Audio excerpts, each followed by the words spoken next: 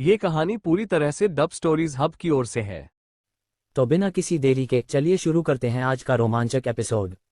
Episode 101। डाइजर एक पुराना कारखाना था जो प्लास्टिक का निर्माण करता था, लेकिन चूंकि यह शहर के करीब स्थित था, उन्हें प्रदूषण के कारण दूसरी तरफ जाने के लिए मजबूर होना पड़ा। अब ऐसा लग रहा था कि जर्क्स ब्रदर्स गैंग ने उनके गोदाम को अपने नए ठिकाने के रूप में ले लिया था। स्थान और कुछ अन्य कारकों के कारण ये वास्तव में उनके लिए जनता से छिपने के लिए एक अच्छा स्थान था। विवान ने समय बर्बाद नहीं किया और तेजी से गाड़ी चलाई। उसे पता था कि जितना अधिक समय वह बर्बाद करेगा उतने ही अधिक नुकसान का सामना करना पड़ेगा। खैर, हालांकि इसे असली नुकसान नहीं माना जा सकता, लेकिन उसके लिए अब कम लाभ ही नुकसान था। उसे 500 अरब रुपये की संपत्ति जमा करनी थी। ये सिर्फ वह राशि थी जो उसके हाथ में होनी चाहिए। इसके अलावा उसके पास 5 कंपनियां थीं जिनका मूल्य कम से कम 500 अरब रुपये था। अब जब तक उसे पैसे मिलते रहेंगे, विवान लापरवाह नहीं होगा कि मौका उसके हाथ से निकल जाए। लगभग 20 मिनट बाद वह पुराने गोदाम में पहुंचा। गोदाम के चारों ओर का क्षेत्र लगभग खाली था और केवल कुछ लोग इस क्षेत्र से गुजर रहे थे। कई लोग इस शहर के इस हिस्से को पसंद नहीं करते थे क्योंकि यहाँ लगभग 5 साल पहले प्रदूषण हुआ था। फिर भी विवान को परवाह नहीं थी और उसने बेंटले को गेट की ओर बढ़ाया। जब विवान की बेंटले वहां पहुंची तो एक समूह बाहर आया। उनमें से 100 से अधिक लोग थे और प्रत्येक के हाथ में अपनी पसंद का एक हथियार था। वे उत्सुकता से बेंटले कॉन्टिनेंटल जीटी की ओर देख रहे थे। वे किसी को पीटने की उम्मीद कर रहे थे। विवान ने बेंटले को उनके पास रोक दिया और बिना किसी डर के उनके सामने खड़ा हो गया। तुम्हारा बॉस कहाँ है? उसे बताओ कि वह यहाँ आए, या क्या वह मुझसे मिलने से पहले ही मुझसे डर गया है? विवान ने समूह की ओर देखते हुए कहा। बच्चे, तुम अपने बॉस से मिलने के लिए कौन हो? क्या तुम जानते हो कि तुम कहाँ हो? ये जर्क्स ब्रदर्स गैंग का क्षेत्र है, यहाँ कोई भी हंगामा नहीं करता। शायद ये सिर्फ एक नवजात बछड़ा है जो बाघ से नहीं डरता। बकवास करने वाले बेवकूफ, बस तुम इंतजार करो जब मैं इस बैट को तुम्हारे सिर पर मारूंगा। गैंगस्टरों की भीड़ तुरंत विवान की ओर गालियां और ताने फेंकने लगी। विवान का उनके साथ बहस करने का कोई इरादा नहीं था, इसलिए अगर तुम यहाँ के नेता नहीं हो तो बेकार की बातें करना बंद करो।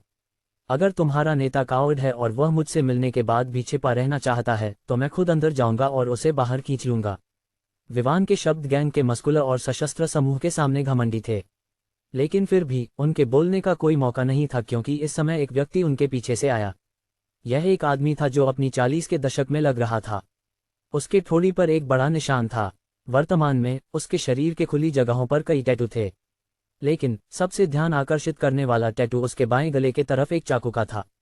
वह चाकू था जो सेना द्वारा इस्तेमाल किया जाता था, और उस पर जो टैटू था वह इस तरह से बनाया गया था कि यह उस पर खून के धब्बे दिखा रहा था। इस टैटू से विवान ये निष्कर्ष निकाल सकता था कि यह आदमी ठंडे खून वाला था।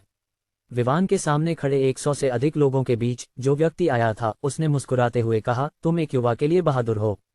मैंने नहीं सोचा था कि तुम सच में अकेले आओगे। विवान ने उस आदमी की आवाज को पहचाना जिसे उसने थोड़ी देर पहले सुना था। उसने उस आदमी की ओर देखा और कहा, क्या तुम जानते हो कि तुमने कितने नुकसान किए हैं? यह 100 करोड़ रुपये से अधिक है। क्या तुम मुझे मुआवजा दोगे? बिग ब्रदर 3, क्या तुम मजाक कर रहे हो? इस शहर में ऐसा कौन है जो एक ही दिन में 100 करोड़ रुपये बना सकता है? यहाँ तक कि सोमेश्वर शहर का सबसे बड़ा परिवार चटर्जी परिवार भी ऐसा नहीं कर सकता। बिग ब्रदर 3 ने तिरस्कार से कहा, अगर तुमने ऐसा होते नहीं देखा तो इसका मतलब यह नहीं है कि यह मौजूद नहीं है। विवान तैयार नहीं था कि वह खुद को समझाए और सीधे मुद्दे पर गया। कौन था जिसने तुम्हें मेरे स्टोर्स के लिए परेशानी पैदा करने के लिए भेजा?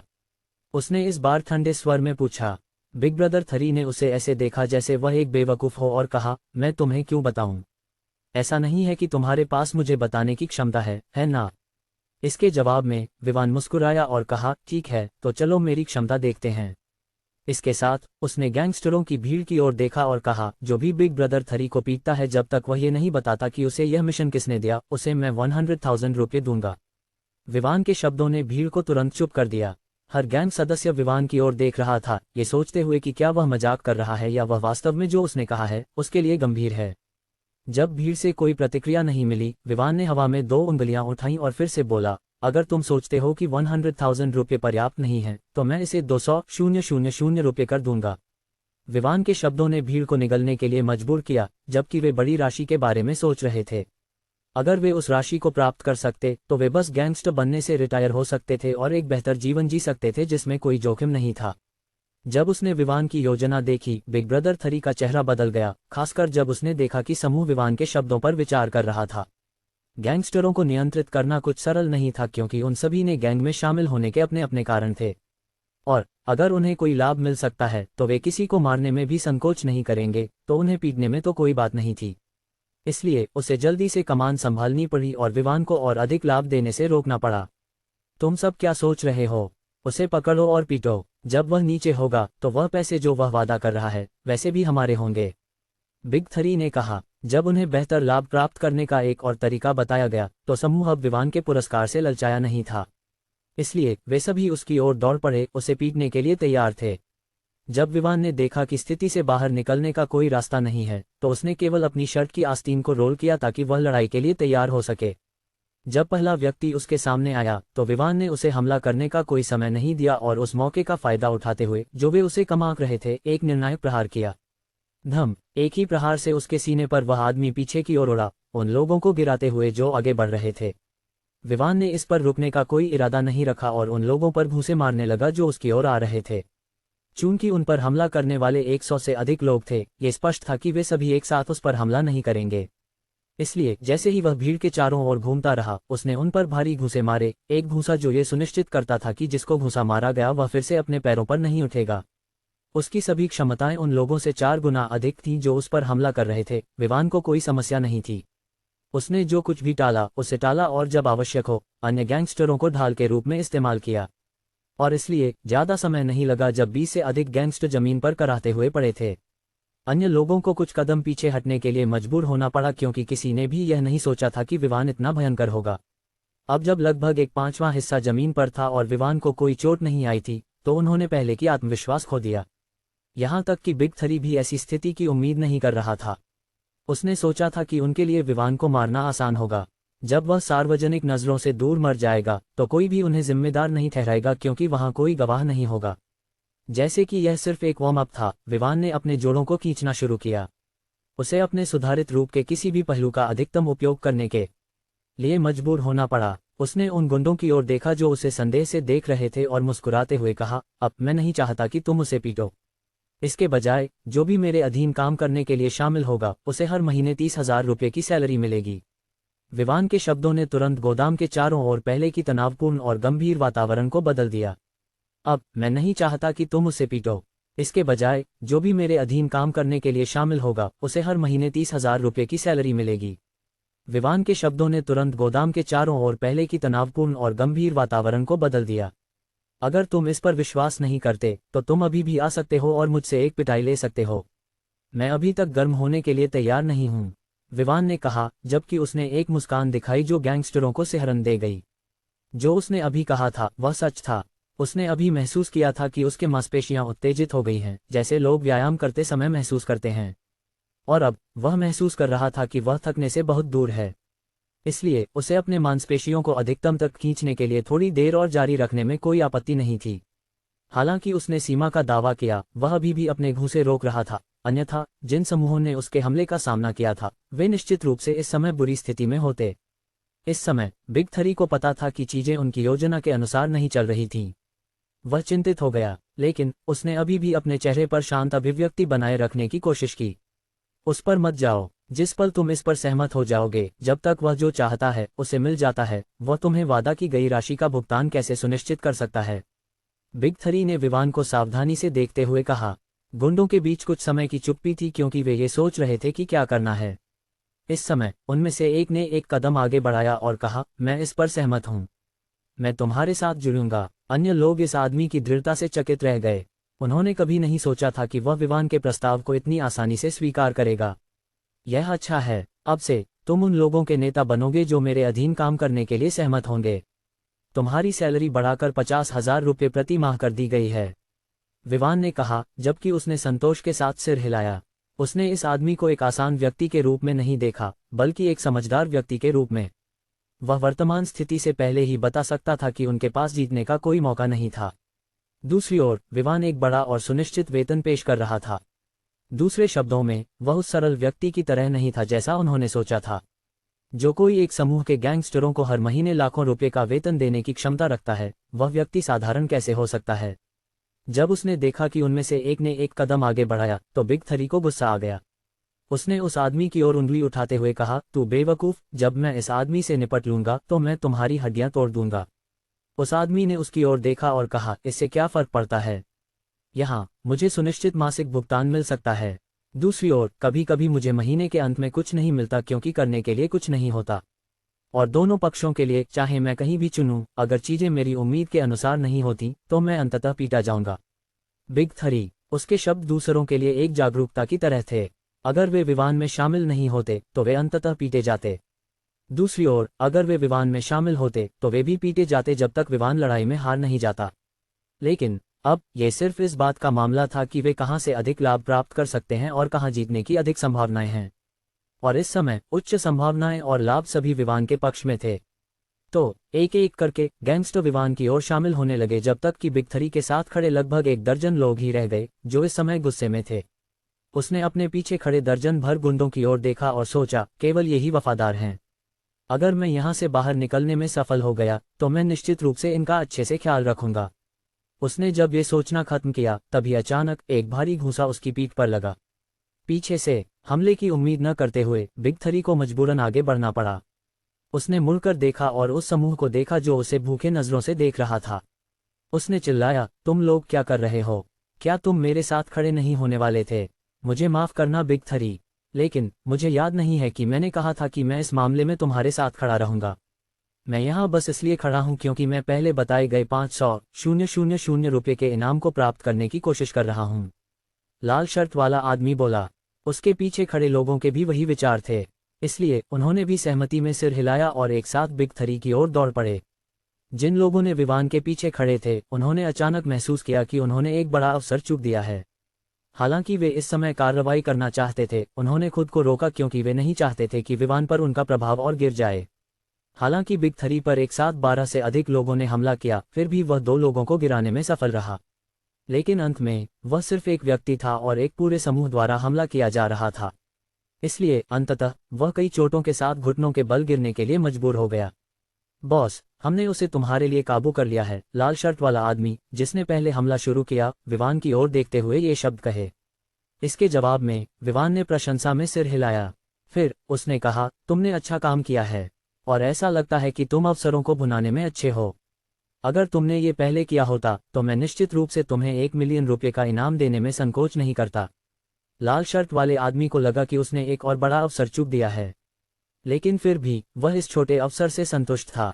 लेकिन तुम्हारे पास अभी भी एक मौका है, बस उसे यह बताने के लिए मजबूर करो कि उसे मेरे स्टोर्स की गतिविधियों को बाधित करने का मिशन किसने दिया था। विवान ने कहा, जबकि उसने बिग थ्री की ओर देखा जो अब अपने घुटनों पर था और उसका सिर झुका हुआ था। बिग थ्री बेवकूफ नहीं था।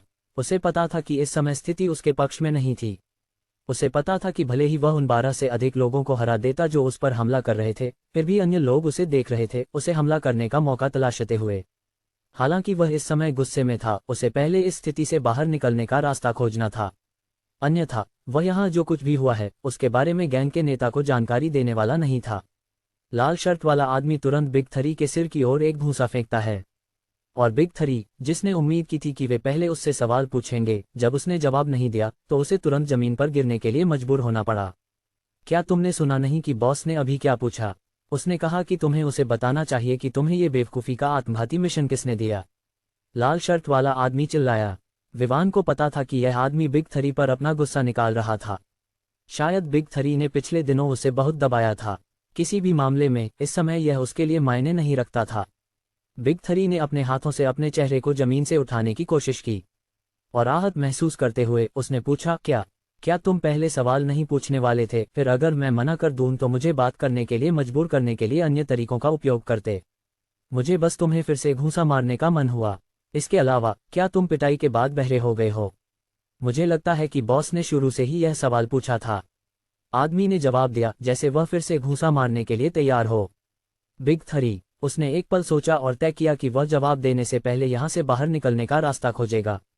इस बिग थ्री और उन लोगों के बारे में जिन्होंने उसे धोखा दिया, उसने इस समय के लिए भूलने का फैसला किया। जर्क्स ब्रदर्स गैंग बड़ा था और वह 100 से अधिक लोग जो उसने यहाँ लाए थे वे पूरे गैंग का आधा भी नहीं थे। इसलिए जब तक वह यहाँ से बाहर निकलता वह बस इन बेवफाओं से निपट सकता था। ठीक है, मैं बात करूंगा। बिग थ्री ने कहा, फिर एक गहरी सांस ली। सच बताने के लिए मुझे खुद नहीं पता कि यह मिशन किसने भेजा था। हमारे नेता ने उसके साथ फोन पर बात की थी और वह शायद एकमात्र ऐसा व्यक्ति है जो उसे जानता है। पृष्ठभूमि के बारे में मैं यह मान सकता हूं कि यह 5 बड़े परिवारों में से एक या चटर्जी परिवार का सदस्य हो सकता है। विवान ने सुना और चीजों पर विचार किया। फिर उसने पूछा, क्या तुम सुनिश्चित हो कि यह भूपेंद्र नहीं था? बिग थ्री हैरान था कि विवान को भूपेंद्र के बारे में पता था, लेकिन फिर भी उसने सिर हिलाया और कहा, उसने हमें काम पर रखा। लेकिन बाद में किसी और ने हमारे बॉस को एक बड़ा कदम उठाने के लिए फ़ोन किया। भूपेंद्र हमारे पास आया और उसी चीज़ के लिए हमसे पूछा। मैं केवल यह अनुमान लगा सकता हूं कि ये 2 अलग अलग लोगों की कार्रवाई है। विवान की आंखें संकुचित हो गईं। उसने तय किया कि उसे उनके नेता से मिलना होगा ताकि वह दूसरे मास्टरमाइंड को जान सके। फिर भी भूपेंद्र से निपटना मुश्किल नहीं होगा। वह अब चटर्जी परिवार से अधिक अमीर था, इसलिए वह सुनिश्चित था कि वह उनके कंपनियों के लिए सभी आय या संसाधनों के स्रोतों को तोड़कर उन्हें रोक सकता है। लेकिन वह पूरे चटर्जी परिवार पर कार्रवाई करने के लिए तैयार नहीं था, शंभू के प्रति सम्मान के कारण। ऐसा लगता था कि उसे भूपेंद्र को दंडित करने का एक और तरीका खोजना होगा बिना पूरे परिवार को प्रभावित किए। ठीक है, तो मुझे तुम्हारे नेता के पास ले चलो। मैं उससे और उस व्यक्ति से निपटूंगा जिसने उसे मेरे स्टोर्स की गतिविधियों को बाधित करने का मिशन दिया था, विवान ने कहा। हालांकि वह यहां से बाहर निकलने का एक तरीका खोज रहा था, बिग थ्री ने कभी नहीं सोचा था कि उसके सामने ऐसा मौका आएगा। हालांकि विवान ने कहा था कि वह उसके बॉस से निपटना चाहता है, बिग थ्री कैसे विश्वास कर सकता था कि उसके पास एक क्षमता है। उसके लिए जब तक वह अन्य गैंग सदस्यों के पास पहुंच जाता, वह बच जाएगा। और फिर वह विवान और उन लोगों से बदला ले सकेगा जिन्होंने उसे धोखा दिया था। इसलिए उसने जल्दी से विवान को गैंग के नेता के पास ले जाने के लिए सहमति दी, जैसे कि उसे डर था कि विवान सोचने के बाद अपना मन बदल लेगा। तुम लोग यहाँ मेरा इंतजार कर सकते हो, मैं वापस आऊंगा, या अगर मैं तुम्हें खोजने नहीं आ सका तो मैं तुमसे संपर्क करूंगा, विवान ने कहा, जबकि उसने पहले आगे बढ़ने वाले आदमी के साथ संपर्क का आदान प्रदान किया। इसके बाद वह पीटे हुए बिग थ्री के साथ वहां से चला गया। हालांकि बिग थ्री को अच्छी तरह से पीटा गया था और वह खून बहा रहा था, लेकिन यह इतना अधिक नहीं था, सिवाय इसके कि उसकी नाक से खून बह रहा था, जिसे वह अपने रुमाल से रोकने की कोशिश कर रहा था। बिग थ्री द्वारा बताए गए दिशा निर्देशों के अनुसार वे एक विला के सामने पहुंचे। हालांकि इसका स्तर राजकुमार और राजकुमारी के महल से तुलना नहीं की जा सकती थी, इसे अच्छा कहा जा सकता था। उसे इस बात पर आश्चर्य नहीं हुआ कि गैंग का नेता निम्न स्तर के गुंडों की तुलना में असाधारण जीवन जीता है। गैंग में ये ज्यादातर एक पिरामिड की तरह था, शीर्ष पर वाला नीचे वालों द्वारा पोषित होता था। गाड़ी से उतरने के बाद विवान और बिग थ्री विला के आंगन में प्रवेश कर गए, और जैसा कि उसने उम्मीद की थी, यहाँ कुछ गैंग सदस्य थे जो स्पष्ट रूप से बॉस की सुरक्षा के रूप में काम कर रहे थे। जब उन्होंने विवान को आते देखा तो उनमें से 2 तुरंत आगे बढ़े और उसके रास्ते को रोक दिया। तुम्हारा यहाँ क्या काम है? एक गुंडा पूछता है। मेरे रास्ते से हट जाओ, बिग थ्री ने जवाब में चिल्लाया। वह अपने बॉस के पास पहुंचने के लिए बेताब था ताकि वह अपना मीठा बदला ले सके, लेकिन अब कुछ छोटे गुंडे इसे होने से रोक रहे थे। तू कौन है? क्या तुम सोचते हो कि मैं तुम्हारे चेहरे को तोड़ दूंगा? ओह, ऐसा लगता है कि किसी ने पहले ही ऐसा किया है, लेकिन तुम्हें और पीटने में कोई हर्ज नहीं है, एक अन्य गुंडा बिग थ्री की ओर इशारा करते हुए चिल्लाया। तू बेवकूफ, क्या तुम जानते हो कि तुम किससे बात कर रहे हो? मैं तुम्हें नष्ट कर दूंगा। बिग थ्री पहले से ही गुस्से में था, और अब जब एक छोटा गुंडा उसके साथ इस तरह का अपमान कर रहा था तो उसे अपने दिल की गुस्से को निकालने के लिए कुछ करना पड़ा। क्या तुम जानते हो कि तुम कहाँ हो? यहाँ से भाग जाओ, वरना गुंडा और कुछ नहीं कह सका क्योंकि उसे दूसरे गुंडे ने रोक दिया। उसकी आवाज़ मुझे कहीं से परिचित लगती है, गुंडा बोला, जबकि उसने बिग थ्री को ध्यान से देखा।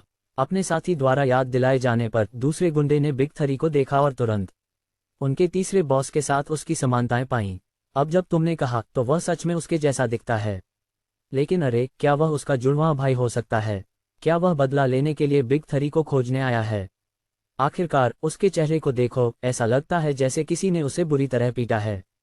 मुझे लगता है तुम सही हो, वह उसका जुड़वां भाई या कुछ और हो सकता है, या क्या वह उसका पिता या बेटा है? अरे, क्या तुम बकवास करना बंद कर सकते हो? तुम बिग थ्री को नहीं जानते, उसके पास कोई पत्नी नहीं है, वास्तव में वह हमेशा कई लड़कियों के साथ घूमता है, वह इस तरह का बड़ा बेटा कैसे हो सकता है? रुको, अब जब इस आदमी ने हमें सुना है और हमने उससे बेतुकी बातें की हैं, क्या तुम सोचते हो कि वह हमें बिग थ्री को रिपोर्ट करेगा? तो क्या ये बॉस का विला है? हम उसे नहीं जानते थे और जब वह बेतुका था तो हम उसे भेजना चाहते थे, मामला हल हो गया। तुम शानदार हो, दोनों लोग एक दूसरे से बात कर रहे थे, पूरी तरह से भूलते हुए कि विवान और बिग थ्री अभी भी वहां खड़े थे। विवान ने मुस्कुराते हुए बिग थ्री की ओर देखा, जो पहले से ही गुस्से में था, और कहा, लगता है कि जर्क्स ब्रदर्स गैंग के तीसरे बॉस के रूप में तुम्हारी प्रतिष्ठा इतनी ऊंची नहीं है। विवान के शब्द तुरंत उन दोनों का ध्यान आकर्षित करते हैं जो अभी भी गंभीरता से स्थिति से निपटने के बारे में चर्चा कर रहे थे। मैंने क्या कहा? मुझे पता था कि यह बिग थ्री का बेटा है। एक गुंडा अपने साथी की ओर देखते हुए बोला। भागो, मुझे लगता है मैंने उसे तीसरे बॉस कहते सुना। दूसरे ने पलटकर कहा, आओ, बिग थ्री को इतनी शर्मनाक स्थिति में कैसे पीटा जा सकता है। दूसरा तो इसे बिल्कुल भी नहीं मानता था। इससे तंग आकर बिग थ्री ने एक कदम आगे बढ़ाया और दोनों के चेहरे पर जोरदार थप्पड़ मारा। पा पा एक एक करके दोनों, जो इस स्थिति की उम्मीद नहीं कर रहे थे, तुरंत बिग थ्री को चौड़ी आंखों से देखने लगे। वे अभी जवाब देने ही वाले थे कि उन्होंने फिर से बिग थ्री को बोलते सुना, बस तुम लोग इंतजार करो जब तक मैं वर्तमान समस्या से निपट लूं। मैं सुनिश्चित करूंगा कि तुम आज रात गायब हो जाओ। बिग थ्री ने ठंडे स्वर में कहा।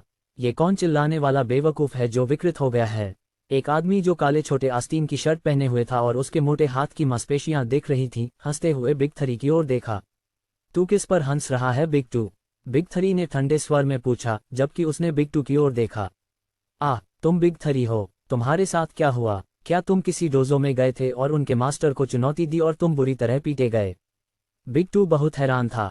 उसने नहीं सोचा था कि बिग थ्री इस शहर में इतनी बुरी स्थिति में पहुंच जाएगा। तुमने किसी डोजो के मास्टर को चुनौती दी थी? बिग थ्री ने गुस्से में पलटकर कहा।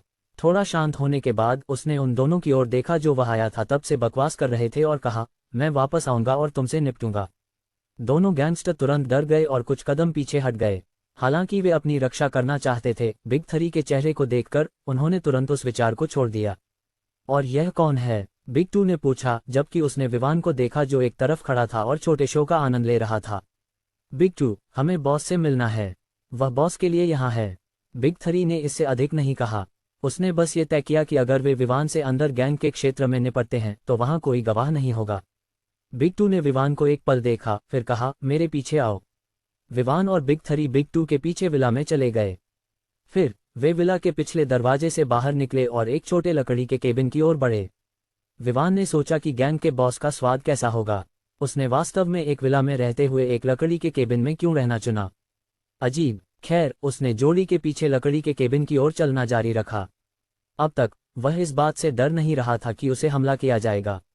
उसने पहले ही इसे सोच लिया था। चूंकि गुंडों को ग्राहकों को स्टोर्स में आने से रोकने के लिए फैलाया गया था, ये स्पष्ट था कि यहाँ कम गैंगस्टर होंगे। जब वे केबिन में पहुंचे, बिग टू ने एक क्रॉबार का उपयोग करके लकड़ी के फर्श को खोला। इसके नीचे एक मोटा दरवाजा था जिसे खोलने पर एक रास्ता था जो भूमिगत की ओर जाता था। ये देखकर विवान थोड़ा हैरान हुआ। उसने अंततः समझा कि बॉस लकड़ी के केबिन में क्यों रह रहा था। ये सिर्फ एक फसाद था, लेकिन यह अपेक्षित था क्योंकि वे निश्चित रूप से ऐसे शेडी डील कर रहे होंगे जो उजागर नहीं हो सकते। और जिस तरह से उन्होंने दरवाजे को छिपाया था, वह निश्चित रूप से इस तरह से था कि इसकी उम्मीद नहीं की जा सकती थी। धातु का दरवाजा लगभग 1 मीटर मोटा था, जो निश्चित रूप से किसी को ये देखने से रोक देगा कि इसके नीचे एक छिद्र है। विवान ने कुछ नहीं कहा और जोड़ी के पीछे उस उज्ज्वल रास्ते पर चला गया। और ज्यादा समय नहीं लगा, वे एक महल जैसे बेसमेंट में पहुंचे। बेसमेंट एक घर की तरह था क्योंकि यह अच्छी तरह से सजाया गया था। इसके अलावा यह इस तरह से डिजाइन किया गया था जैसे कोई एक महल को डिजाइन करता है। कुछ समय बाद वे एक कमरे में पहुंचे जहां एक आदमी था जो अपनी 50 के दशक के प्रारंभ में था। वह एक धूम्रपान पाइप पकड़े हुए था और बिना किसी परवाह के धूम्रपान कर रहा था। कमरे में एक सेटअप था जो कार्यालय के समान था, लेकिन वर्तमान में वह एक कोच पर बैठा था और उसके सामने एक कांच की मेज थी। क्या हुआ? उसने सिर उठाया और पूछा जब उसने तीनों को देखा, लेकिन उसने विवान पर ध्यान केंद्रित किया। हालांकि वह बिग थ्री के सूजे हुए चेहरे से हैरान था, उसने अभी के लिए इसे नजरअंदाज कर दिया। बॉस, ये बिग थ्री कुछ कहने से पहले ही विवान ने कुछ कदम आगे बढ़ाए और बॉस की ओर देखते हुए पूछा, क्या तुमने अपने गुंडों को मेरे स्टोर्स को नुकसान पहुंचाने का आदेश दिया था? हालांकि बॉस विवान के शब्दों से हैरान था, उसने अपनी शांति नहीं खोई और कहा, मुझे इसके लिए भुगतान किया गया था और यही मैंने किया। लेकिन मैं हैरान हूं कि तुम इतने युवा हो। विवान ने थोड़ी देर अपनी भौहें उठाईं। उसके होंठों के कोने पर एक छोटी लेकिन ठंडी मुस्कान आई, जबकि उसने पूछा, और तुम्हें इसके लिए कितना भुगतान किया गया? उसने आदमी के वाक्य के अंतिम भाग को पूरी तरह से नजरअंदाज कर दिया। ऐसी चीज को छिपाने की आवश्यकता नहीं समझते हुए, या शायद अपने गर्व के कारण, बॉस ने जवाब दिया, 20 करोड़ रुपए पूरे। हाँ हाँ, विवान ने थोड़ा हंसते हुए फिर से बोला, बस 20 करोड़ रुपए मुझे 100 करोड़ रुपए से अधिक का नुकसान पहुंचाने के लिए। क्या तुम सोचते हो कि यह उचित है? यह मायने नहीं रखता। हमारे लिए स्टोर्स को ब्लॉक करना और यह सुनिश्चित करना कि वे बंद होने से पहले कोई बिक्री न हो, एक साधारण बात है। इसलिए 20 करोड़ रुपये एक अच्छा मूल्य है, आदमी ने जवाब दिया, जबकि उसने धूम्रपान पाइप को अपने सामने की मेज पर रख दिया। ओह, मैं समझ गया। लेकिन क्या तुमने उस व्यक्ति से जो तुम्हें यह मिशन दिया था, इसके जोखिम के बारे में पूछा? विवान ने जिज्ञासा से पूछा। तुम बस इस शहर में एक नए व्यक्ति हो। अगर तुम यहाँ अपने आप को स्थापित करने की कोशिश कर रहे हो तो तुम क्या जोखिम ला सकते हो? ये स्पष्ट है कि तुम्हारा कोई बड़ा बैकग्राउंड नहीं है, आदमी ने विवान को देखते हुए जवाब दिया। विवान ने सिर हिलाया, फिर उसने कहा, शायद ये सच है कि मेरे पास मुझे समर्थन देने के लिए कोई परिवार नहीं है, लेकिन तुम्हें कम से कम मेरी क्षमता के बारे में पूछना चाहिए था, इससे पहले कि तुम मुझे उकसाओ। जैसे ही उसने बोलना खत्म किया, उसने उस मेज को लात मारी जो उनके बीच थी, जिससे वह तुरंत टुकड़ों में टूट गई। शायद ये सच है कि मेरे पास मुझे समर्थन देने के लिए कोई परिवार नहीं है, लेकिन तुम्हें कम से कम मेरी क्षमता के बारे में पूछना चाहिए था, इससे पहले कि तुम मुझे उकसाओ। जैसे ही उसने बोलना खत्म किया, उसने उस मेज को लात मारी जो उनके बीच थी, जिससे वह तुरंत टुकड़ों में टूट गई। विवान के इस कार्य ने बॉस को भी चौंका दिया, क्योंकि उसने कभी नहीं सोचा था कि कोई व्यक्ति उसके क्षेत्र में उस पर हमला करने की हिम्मत करेगा। इसलिए वह इस स्थिति के लिए पूरी तरह से तैयार नहीं था। विवान ने तीनों की हैरान और स्तब्ध नजरों को नजरअंदाज करते हुए आगे बढ़ा। वह जर्ग ब्रदर्स गैंग के बॉस के सामने रुका, या शायद असली जर्ग भाई। जो भी हो, विवान को नाम की परवाह नहीं थी। उसने कहा, पहली चीज जो मैं तुमसे चाहता हूं वह यह है कि तुम मेरे नुकसान का मुआवजा दो। विवान की आवाज ऊंची नहीं थी, लेकिन ये कमरे में मौजूद तीनों को स्पष्ट रूप से सुनाई दी। विवान ने आगे कहा, पिछले दिन का कुल नुकसान कम से कम 210 करोड़ रुपए होना चाहिए, और आज अब लगभग दोपहर हो चुकी है और यह रविवार है, तो ये कम से कम 90 करोड़ रुपए होना चाहिए। कुल मिलाकर तुम्हें मुझे कम से कम 300 करोड़ रुपए का मुआवजा देना होगा। तू किससे बकवास कर रहा है? तुम मुझसे इनकोट के जर्ग भाई के सामने बेअदबी करने की हिम्मत करते हो? ऐसा लगता है कि तुम अपनी जान की कोई कदर नहीं करते। बॉस, जिसने अभी अपनी कंपोजर पाई थी, अचानक खड़ा हो गया और विवान की ओर उंगली उठाते हुए चिल्लाया, पटुई, 300 करोड़ रुपये! क्या तुम सोचते हो कि मैं नहीं जानता कि तुम इस शहर में किस तरह का व्यवसाय कर रहे हो? 300 करोड़ रुपये तो एक डेढ़ दिन में, तुम पूरे महीने में 100 करोड़ रुपये भी नहीं कमा सकते। जर्ग भाई ने आगे कहा, इसके अलावा क्या तुम मुझसे मुआवजा देने की उम्मीद कर रहे हो? हे, तुम बेहतर जान लो कि तुम अभी कहाँ हो। यह मेरा क्षेत्र है और यहाँ मेरी बात चलती है। मैं यहाँ का राजा हूँ, जर्ग भाई ने कहा। विवान ने जर्ग भाई की बातों को नजरअंदाज करते हुए कहा, दूसरी चीज जो मैं चाहता हूँ वह यह है कि तुम मुझे उस व्यक्ति की जानकारी दो जिसने तुम्हें यहाँ मेरे व्यवसाय को बाधित करने के लिए भेजा।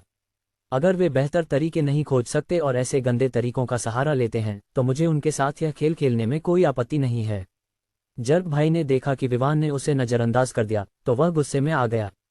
उसने बिग 3 और बिग 2 की ओर देखा, जो किनारे से देख रहे थे, अभी भी यह नहीं समझ पा रहे थे कि उन्हें क्या करना चाहिए, और चिल्लाया, तुम लोग वहां क्या कर रहे हो? गैंग के सभी भाइयों को यहाँ बुलाओ।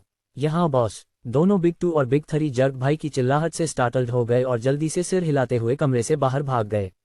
जर्ग भाई, हालांकि उसने कहा था कि उन्हें दूसरों को बुलाना चाहिए, उसने यह नहीं कहा था कि दोनों को बाहर जाना चाहिए। उसने उम्मीद की थी कि उनमें से केवल एक बाहर जाएगा ताकि वह आसपास के गैंगस्टरों को बुला सके, जबकि दूसरा उसे रोकने के लिए वहां रहेगा। लगता है कि वे दोनों इतने विचारशील हैं कि उन्हें पता था कि हमें कुछ समय अकेले चाहिए। अब जब कोई और विघ्न नहीं है, तो चलो गंभीर हो जाते हैं। विवान ने मुस्कुराते हुए जर्ग भाई की ओर देखा, जिसका चेहरा इस समय अंधेरा था। हम दोनों के बीच किस गंभीर मामले पर चर्चा करनी है? बस धैर्य रखो और मेरे छोटे भाइयों का इंतजार करो जो तुम्हारे साथ निपटेंगे, जर्ग भाई ने कहा, जबकि वह फिर से सोफे पर बैठ गया। इसके लिए खेद है, लेकिन मुझे नहीं लगता कि मेरे पास इंतजार करने के लिए इतना समय है। इसलिए मैं सीधे मुद्दे पर आता हूँ, क्या तुम मुझे मुआवजा दोगे और मुझे वह जानकारी दोगे जो मैं चाहता हूँ या नहीं? विवान ने सिर हिलाते हुए कहा, जबकि उसने अपने पैर को उस सोफे पर रखा जिस पर जर्ग भाई बैठा था। ये देखकर जर्ग भाई स्पष्ट रूप से नाराज हो गया। ये वह जगह थी जहां वह आमतौर पर आराम करते समय बैठता था, और अब विवान ने बस अपने जूते के साथ उस पर कदम रखा था। वह उसे डांटने ही वाला था कि अचानक उसे अपनी कॉलर पकड़ने का एहसास हुआ। विवान ने फिर से, इस बार अधिक ठंडे स्वर में कहा, अगर तुम नहीं बोलोगे तो मैं तुम्हारे मुंह से शब्द निकालने के लिए मजबूर कर दूंगा। अगले ही क्षण एक जोरदार थप्पड़ की आवाज सुनाई दी जब विवान ने जर्ग भाई को थप्पड़ मारा। उसने अपनी ताकत का एक हिस्सा लगाया और परिणामस्वरूप जर्ग भाई के मुंह में कुछ दांत तुरंत ढीले हो गए। अगर विवान ने थोड़ी और ताकत लगाई होती तो जर्ग भाई को या तो दांत निगलने या थूकने के लिए मजबूर होना पड़ता। तू क्या बकवास कर रहा है? जर्ग भाई तुरंत विवान पर गालियां देने वाला था, लेकिन उसे कोई मौका नहीं मिला। पा पा पा, एक के बाद एक थप्पड़ उसके गालों पर पड़े और ज्यादा समय नहीं लगा कि वे ऐसे सूजे जैसे उसने अपने मुंह में खाना भर लिया हो। केवल इतना ही नहीं, बल्कि जब विवान उसे थप्पड़ मार रहा था उसने पहले ही कई दांत थूक दिए थे। उसकी आंखों के करीब का क्षेत्र पहले से ही काला हो गया था और उसके गालों पर कई उंगलियों के निशान दिखाई दे रहे थे। मैं बोलूंगा। रुक जाओ, मैंने कहा कि मैं बोलूंगा। कुछ दांत गायब होने और गालों के सूजने के साथ जर्ग भाई ने ऐसा कहा जैसे वह एक विदेशी भाषा बोलने के लिए मजबूर हो रहा हो, लेकिन उसके शब्दों में उसका लहजा स्पष्ट था। अब यह अच्छा है, तुमने मुझे इतना समय और प्रयास बर्बाद करने क्यों दिया? विवान ने निराशा से सिर हिलाते हुए जर्ग भाई को छोड़ दिया, जो फिर से सोफे पर गिर पड़ा। इस समय जर्ग भाई रोने के लिए तैयार था। वह एक काया था जिसने भाग्य पर भरोसा किया था। उसने 10 करोड़ रुपये का लॉटरी का बड़ा पुरस्कार जीता था। वहां से उसने कुछ गुंडों को काम पर रखकर दिखावा करने का इरादा किया था, और जैसे जैसे समय बीतता गया उसने लगभग 100 गुंडों को काम पर रखा, और इन 100 से अधिक लोगों का उपयोग करते हुए उसने अंडरवर्ल्ड में शामिल होने का निर्णय लिया। और इस तरह जर्ग ब्रदर्स गैंग का गठन हुआ, और जैसे जैसे साल बीतते गए उनकी प्रतिष्ठा बढ़ी और साथ ही उनकी शक्ति भी बढ़ी और वे शहर के शीर्ष गैंगों में से एक बन गए। अब तक 7 साल हो चुके थे और अब जर्ग ब्रदर्स गैंग इतनी बड़ी गैंग बन गई थी कि वह शीर्ष परिवारों के साथ सौदे कर सकता था। इन वर्षों में उसने बहुत धन अर्जित किया, ऊपर का विला उनमें से एक था। लेकिन ये जानते हुए कि उसके पास लड़ाई की क्षमता नहीं थी, उसने हमेशा एक ठंडी और शांत छवि बनाए रखी ताकि ये दिख सके कि वह एक ऐसा व्यक्ति है जिसे डराने के लिए कुछ नहीं है। और इसी कारण से अपने दिमाग के साथ वह गैंग को उस स्तर पर ले जाने में सक्षम था जहां वह बिना अपने अधीनस्थों के विद्रोह के नेतृत्व कर रहा था। सिर्फ दिखावा करने और मांसपेशियों की जरूरत वाले समस्याओं को अपने गुंडों का उपयोग करके हल करने की आदत डालने के कारण उसने कभी भी ऐसी स्थिति की कल्पना नहीं की थी जहां उसे इस हद तक पीटा जाएगा। जब दूसरा थप्पड़ उसके चेहरे पर लगा तब उसने पहले ही सच बताने का निर्णय ले लिया था, लेकिन थप्पड़ लगातार आते रहे।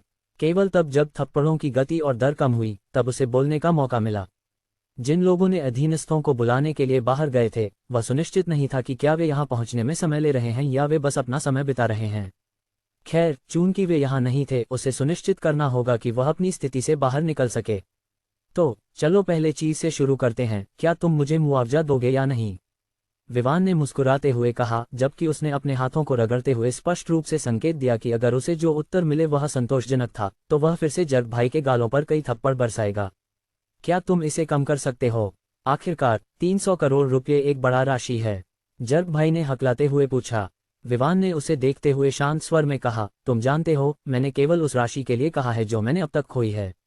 मैंने उस पैसे को नहीं जोड़ा है जो तुम्हें मुझे यहाँ आने में बहुत समय बर्बाद करने के लिए देना है। मैंने अपने कर्मचारियों को मानसिक तनाव से निपटने के लिए जो कीमत चुकानी है वह भी नहीं जोड़ी। मैंने अपने ग्राहकों के मानसिक नुकसान, शारीरिक नुकसान, भूख के नुकसान, मना करने के नुकसान, धमकी के नुकसान, जूते के नुकसान का खर्च भी नहीं जोड़ा। ठीक है, मैं अगले हफ्ते इसका भुगतान कर दूंगा। मेरे पास जो चीजें हैं वे ज्यादातर संपत्तियों के रूप में हैं। मुझे इसके लिए पर्याप्त पैसे पाने के लिए उन्हें बेचना होगा। जब तक तुम संपत्तियों को नहीं ले सकते। जर्ग भाई ने देखा कि कीमत बढ़ने वाली है तो उसके पास सहमत होने के अलावा कोई विकल्प नहीं था। मैं मुश्किल से तुम्हारे यहाँ व्यक्तिगत रूप से आने के लिए समय बर्बाद करने के बारे में सहमत हो सकता हूँ, लेकिन ये ग्राहक के नुकसान के बारे में क्या है? ऐसा नहीं है कि तुम उन्हें पैसे दोगे। मना करने का नुकसान, भूख का नुकसान, बकवास, क्या इनमें से कोई भी चीज मौजूद है? जर्ग भाई ने अपने मन में चिल्लाया। यह अच्छा है, मैं बस पैसे ले लूंगा, और तुम भागने की कोशिश मत करना क्योंकि मैं तुम्हें कहीं भी छिपा हुआ ढूंढ सकता हूँ। विवान ने चेतावनी दी, फिर संकीर्ण आंखों के साथ कहा, कौन है जिसने तुम्हें यह मिशन दिया? जर्ग भाई ने विवान की नजरों के नीचे अपने शरीर को कांपते हुए महसूस किया। फिर भी उसने खुद को इकट्ठा किया और जवाब दिया, मुझे नहीं पता, किसी ने फोन किया और मुझे यह मिशन दिया। उसने हमारे बीच एक समझौते के बाद मेरे खाते में पैसे ट्रांसफर किए। जर्ग भाई ने जवाब दिया। जब उसने देखा कि विवान की आंखें अभी भी उस पर हैं तो उसने आगे कहा, नंबर के विवरण एन्क्रिप्टेड थे, इसलिए मैंने भेजने वाले का नंबर नहीं देखा। पैसे भेजने वाले खाते के मालिक के बारे में भी मुझे नहीं पता। विवान ने एक पल सोचा और फोन मांगा। कॉल लॉग देखने के बाद उसने पाया कि फोन ने यह नहीं दिखाया कि कॉल करने वाला कौन था, ये केवल ये दिखाता था कि यह एक प्राइवेट नंबर था। कुछ समय बाद विवान ने बैंक संदेश खोला और उसे देखा। खाता एक व्यक्ति के नाम पर पंजीकृत था जिसका उपनाम होसदा था। खाता संख्या भी वहां थी, लेकिन विवान को यकीन था कि इनकोट शहर में होसदा उपनाम वाला कोई परिवार नहीं है जो आसानी से 20 करोड़ रुपए का भुगतान कर सके। अब ये व्यक्ति कौन था? फिर विवान को कुछ याद आया। उसने अपना फोन निकाला और श्रेयंका को वह जानकारी भेजी जो उसने इकट्ठा की थी और उससे इसकी जांच करने के लिए कहा। अब उसे केवल परिणामों का इंतजार करना था। लगभग 10 मिनट बाद विवान को श्रेयंका का फोन आया। नमस्ते मास्टर, मैंने उस खाते के मालिक का पता लगा लिया है। उस व्यक्ति का नाम जेम्स होसदा है। वह चटर्जी परिवार के लिए रुबेन शिनिली के अधीन काम करता है। रुबेन शिनिली चटर्जी परिवार का मुख्य बटलर है और वर्तमान परिवार के प्रमुख मनिंदर चटर्जी की सेवा कर रहा है, श्रेयंका ने शुरू किया। बातचीत के रिकॉर्ड के अनुसार मैंने उस निजी संदेश को हैक किया है जो उसे 2 दिन पहले मिला था, जिसमें कहा गया था कि जेम्स होसदा को एक समूह के गुंडों को किराए पर लेना था ताकि वह जैक्सन एंटरप्राइज ग्रोसरी डिपार्टमेंट के लिए परेशानी पैदा कर सके। जब विवान ने सुना तो उसका चेहरा अंधेरा हो गया। उसने खुद नहीं सोचा था कि चटर्जी परिवार का प्रमुख उसे निशाना बनाएगा। जितना उसे याद था, सान्या द्वारा आयोजित भोज के अलावा उसने कभी मनिंदर से नहीं मिला था। इसके अलावा भोज के दौरान भी वह उसे बातचीत में शामिल नहीं कर सका। लेकिन अंत में वह दूसरी पार्टी द्वारा निशाना बनाया गया। चटर्जी परिवार का ग्रोसरी में कोई लेन देन नहीं था, इसलिए इसे व्यवसाय में प्रतिद्वंद्विता नहीं कहा जा सकता। लेकिन यह अब व्यक्तिगत स्तर पर था, एक ऐसा स्तर जिसे विवान बिल्कुल भी सहन नहीं करेगा। ठीक है, चटर्जी परिवार की जांच करने की कोशिश करो, देखो क्या तुम ये पता लगा सकते हो कि वे मुझे क्यों निशाना बना रहे हैं। विवान ने एक पल सोचने के बाद निर्देश दिया। जी मास्टर, श्रेयंका ने जवाब दिया। फोन काटने के बाद विवान ने जर्ग भाई की ओर देखा जो यह समझने की कोशिश कर रहा था कि दूसरी ओर व्यक्ति क्या कह रहा है। जब उसे पता चला कि कॉल खत्म हो गई है तो वह सोफे पर झुक गया और ऐसा दिखाने लगा जैसे उसने कुछ नहीं किया। विवान ने स्पष्ट रूप से उसके कार्यों को देखा, लेकिन उसने उन्हें नजरअंदाज करने का निर्णय लिया क्योंकि उसके पास इस समय करने के लिए अन्य चीजें थीं और उन्होंने जो कुछ भी कहा था वह संवेदनशील नहीं था। तुम अपने गुंडों को पीछे हटने के लिए कह सकते हो। मुझे पहले से ही पता है कि तुम्हें यह मिशन देने वाला चटर्जी परिवार का मुख्य बटलर है, विवान ने कहा। जर्ग भाई की हैरान नजरों को नजरअंदाज करते हुए उसने आगे कहा, तुम्हें जो भी देना है वह बेहतर है कि तुम चुकता करो, लेकिन अगर तुम फिर से कोई चाल चलने की कोशिश करोगे तो मैं निश्चित रूप से तुम्हें उसकी कीमत चुकाने पर मजबूर कर दूंगा। वह मुड़ा और दरवाजे की ओर बढ़ा। वह एक पल के लिए रुका जैसे कि उसे अचानक कुछ याद आया हो। उसने बिना मुड़े कहा, मैंने तुम्हारे कुछ लोगों को अपने लिए काम करने के लिए लिया है, इसलिए मुझे उम्मीद है कि तुम उनके लिए समस्याएं नहीं पैदा करोगे, वरना मैं तुम्हारे लिए एक समस्या पैदा कर दूंगा और मैं तुम्हें यकीन दिला सकता हूं कि तुम्हें ये पसंद नहीं आएगा। और अंतिम शब्द के साथ विवान कमरे से बाहर निकल गया। जब जर्ग भाई ने देखा कि विवान कमरे से बाहर जा रहा है तो उसने तुरंत अपने माथे पर जमा ठंडी पसीने को पोंछा। केवल इस क्षण में उसे एहसास हुआ कि वह विवान के सामने कितना तनाव में था। हालांकि विवान सिर्फ एक युवा था और वह खुद पहले से ही अपने 50 के दशक के प्रारंभ में था, लेकिन विवान ने उस पर बहुत दबाव डाला। जिस चीज ने उसे सबसे ज्यादा चौंकाया वह ये थी कि विवान ने वास्तव में 10 मिनट के भीतर पता लगा लिया कि पैसे भेजने वाला कौन था। ये कुछ ऐसा था जो इनकोट शहर के बड़े परिवार भी नहीं कर सकते थे।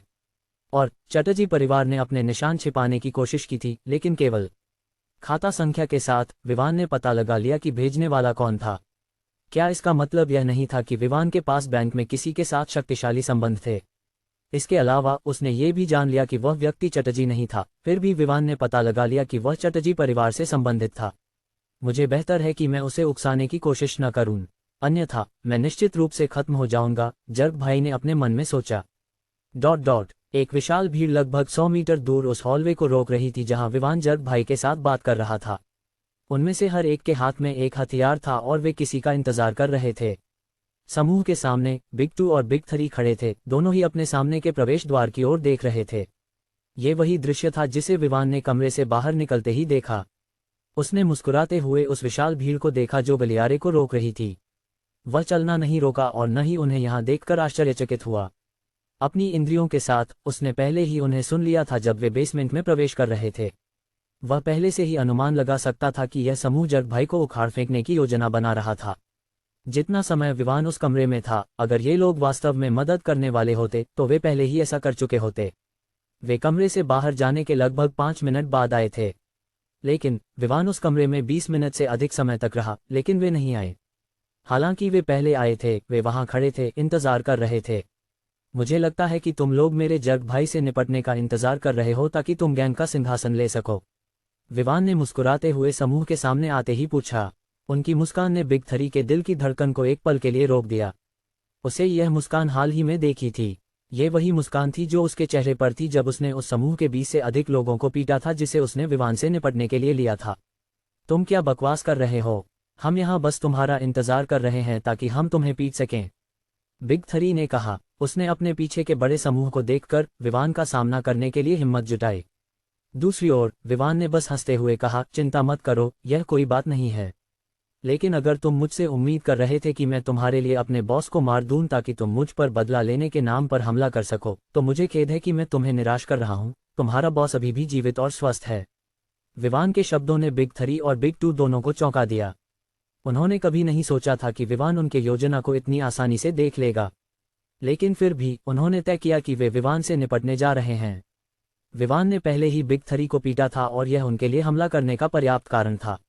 बिग थ्री अभी समूह को आगे बढ़ने का आदेश देने ही वाला था जब उन्होंने विवान के पीछे से एक चिल्लाहट सुनी।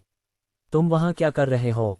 क्या तुम रास्ते से हट सकते हो और सज्जन को जाने दे सकते हो? जग भाई चिल्लाया। वह चाहता था कि विवान यहां से जल्दी निकल जाए, लेकिन उसके अधीनस्थ पहले से ही उसे रोकने की कोशिश कर रहे थे। जर्ग भाई के शब्दों ने समूह को चौंका दिया। उन्होंने उम्मीद नहीं की थी कि उनका बॉस विवान को जाने देगा। हालांकि बिग थ्री अनिच्छुक था, लेकिन उसे एक पल के लिए अपने बदले के विचार को छोड़ने के अलावा कोई विकल्प नहीं था। उन्होंने योजना बनाई थी कि जैसे ही उन्हें पता चलेगा कि जर्ग भाई मर गया है, वे विवान को खत्म कर देंगे। बिग थ्री के अनुसार विवान गुस्से में था और निश्चित रूप से जर्ग भाई को मार डालेगा, और अपने बॉस के लिए बदला लेने के नाम पर वे विवान पर हमला करेंगे। और यह क्यों नहीं हो सकता कि वे जर्ग भाई पर हमला करें और उससे सिंहासन ले लें? इसका कारण ये था कि अगर वे गैंग के नेता के साथ विश्वासघात करते तो सभी अन्य गैंग निश्चित रूप से उन्हें खत्म कर देंगे। लेकिन अब जब योजना काम नहीं करने वाली थी तो उन्हें गुस्से में जर्ग भाई से निपटने के तरीके खोजने होंगे। भीड़ ने रास्ता दिया और विवान बाहर निकला। वह लकड़ी के केबिन से बाहर निकला और अंततः विला छोड़ते हुए सान्या के दोस्त की कंपनी एमिनेंट ब्यूटी की ओर बढ़ा। जर्ग भाई यह नहीं सोच रहा था कि वह उन दो लोगों से कैसे निपटेगा जिन्होंने उसे धोखा देने की कोशिश की थी, क्योंकि यह उसकी चिंता नहीं थी। रास्ते में उसने उस आदमी को फोन किया जो उसने डिजा गोदाम में छोड़े गए गुंडों का नेतृत्व कर रहा था और उसे बताया कि उन्हें अगले दिन बिजनेस ओवरलॉर्ड बिल्डिंग के प्रवेश द्वार पर उसे खोजने के लिए आना था। और उसके बाद उसने मनिंदर को फोन किया। ज्यादा समय नहीं हुआ, मनिंदर ने जवाब दिया। नमस्ते बॉस, क्या तुम ठीक हो? मनिंदर की आवाज चिंता से भरी हुई थी। विवान एक समूह के गुंडों से निपटने के लिए गया था और इसके परिणामस्वरूप वह चिंतित था। अब वह विवान को केवल अपने बॉस के रूप में नहीं देखता था, बल्कि एक दोस्त के रूप में भी। इसलिए वह वास्तव में उसकी सुरक्षा के बारे में चिंतित था। हाँ, मैं ठीक हूँ। तुम्हारे यहाँ चीजें कैसी हैं? विवान ने जवाब दिया। यह अच्छा है कि तुम ठीक हो। इस तरफ गुंडे पीछे हट रहे हैं।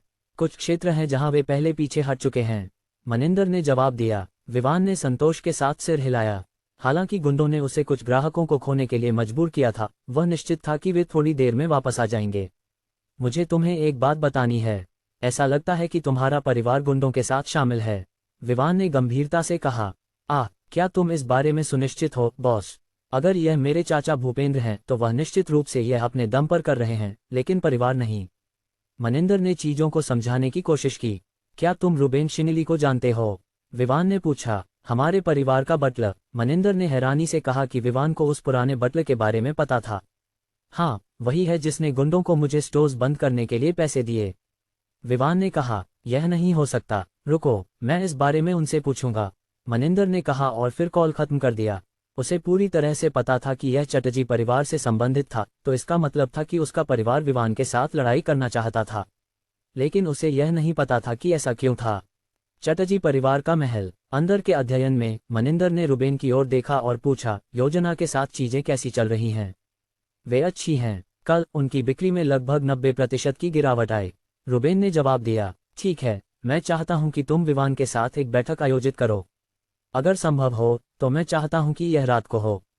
हम उसे रात के खाने के लिए आमंत्रित कर सकते हैं और चीजों पर चर्चा कर सकते हैं, मनिंदर ने कहा। ठीक है, रुबेन ने जवाब दिया और फिर फोन उठाया, कॉल करने के लिए तैयार हो गया। लेकिन इससे पहले कि वह कर पाता, फोन बज उठा। अनजान नंबर को देखकर उसने एक पल के लिए भौहें चुराई और फिर फोन उठाया। नमस्ते, क्या आप चटर्जी परिवार के रुबेन हैं? ठीक है, रुबेन ने जवाब दिया और फिर फोन उठाया, कॉल करने के लिए तैयार हो गया। लेकिन इससे पहले कि वह कर पाता, फोन बज उठा। अनजान नंबर को देखकर उसने एक पल के लिए भौहें चुराई और फिर फोन उठाया। नमस्ते, क्या आप चटर्जी परिवार के मिस्टर रुबेन हैं?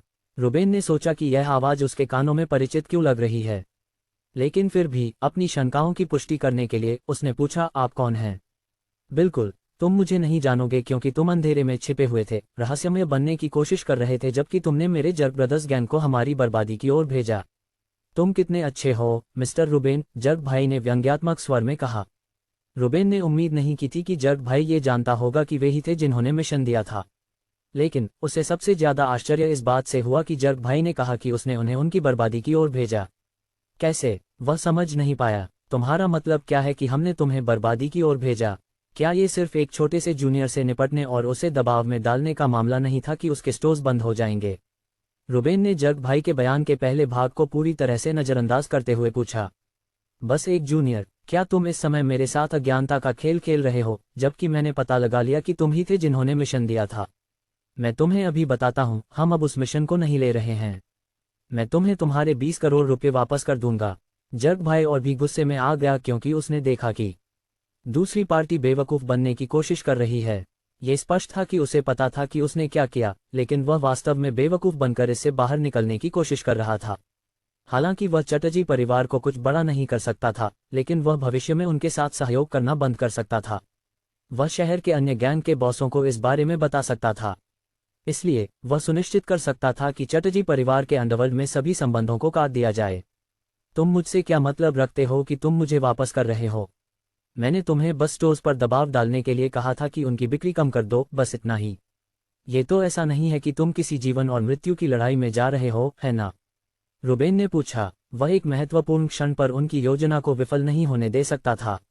आखिरकार वे पहले से ही एक महत्वपूर्ण बिंदु पर पहुंच चुके थे और उन्हें बस एक कार्रवाई करनी थी और वे सफल हो जाते। ये जीवन और मृत्यु की लड़ाई से अधिक है। कम से कम जीवन और मृत्यु की लड़ाई में जीवित निकलने का एक मौका होता है, भले ही वह छोटा हो। लेकिन ये तो सीधा मौत की सजा है। जर्ग भाई ने पलटकर कहा। क्या तुम अपने शब्दों में स्पष्ट हो सकते हो? तुम पहेलियों में बात कर रहे हो जिसे मैं निश्चित रूप से समझ नहीं पा रहा हूं। रुबेन ने पूछा, जबकि उसने समझने की कोशिश की कि जर्ग भाई का क्या मतलब है। दूसरी ओर मनिंदर ने एक तरफ से ध्यान से सुना। उसे नहीं पता था कि क्या हो रहा है, लेकिन रुबेन के चेहरे से वह बता सकता था कि यह कुछ अच्छा नहीं था, और किसी कारण से उसके दिल में एक बुरा पूर्वाभास उठने लगा। मेरा मतलब सरल है, तुम वास्तव में जानते थे कि स्टोर्स का मालिक वास्तव में एक बड़ा आदमी है, लेकिन तुमने हमसे ये जानकारी छिपाई, और तुमने हमें ये कहकर भेजा कि वह बस एक कोई नहीं है जिसके पास थोड़े पैसे हैं और वह शहर में खुद को स्थापित करने की कोशिश कर रहा है।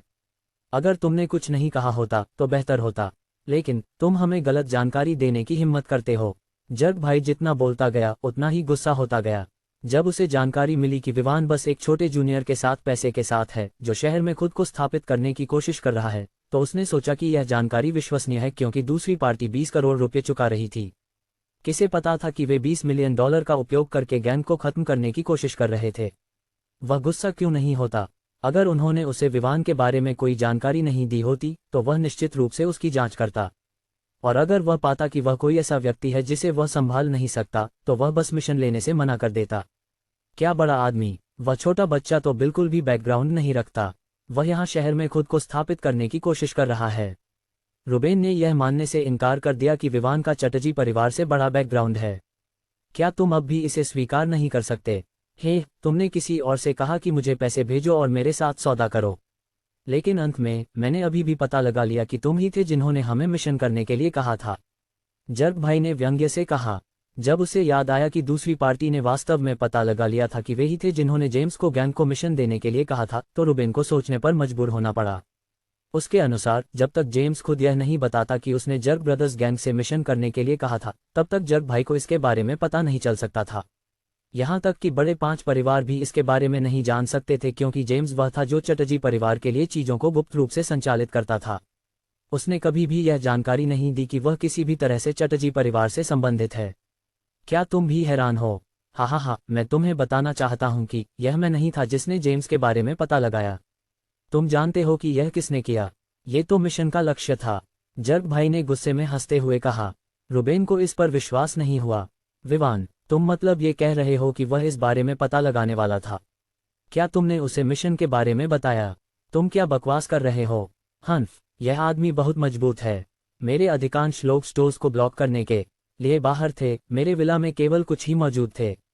मेरे एक अधीनस्थ ने उसे संभालने के लिए 100 लोगों को ले जाया। जर्ग भाई एक पल के लिए चुप रहा, फिर उसने कहा, और तुम जानते हो कि परिणाम क्या थे? उसने अकेले 20 से अधिक लोगों को पीटा और फिर उसने बाकी को अपने पक्ष में कर लिया।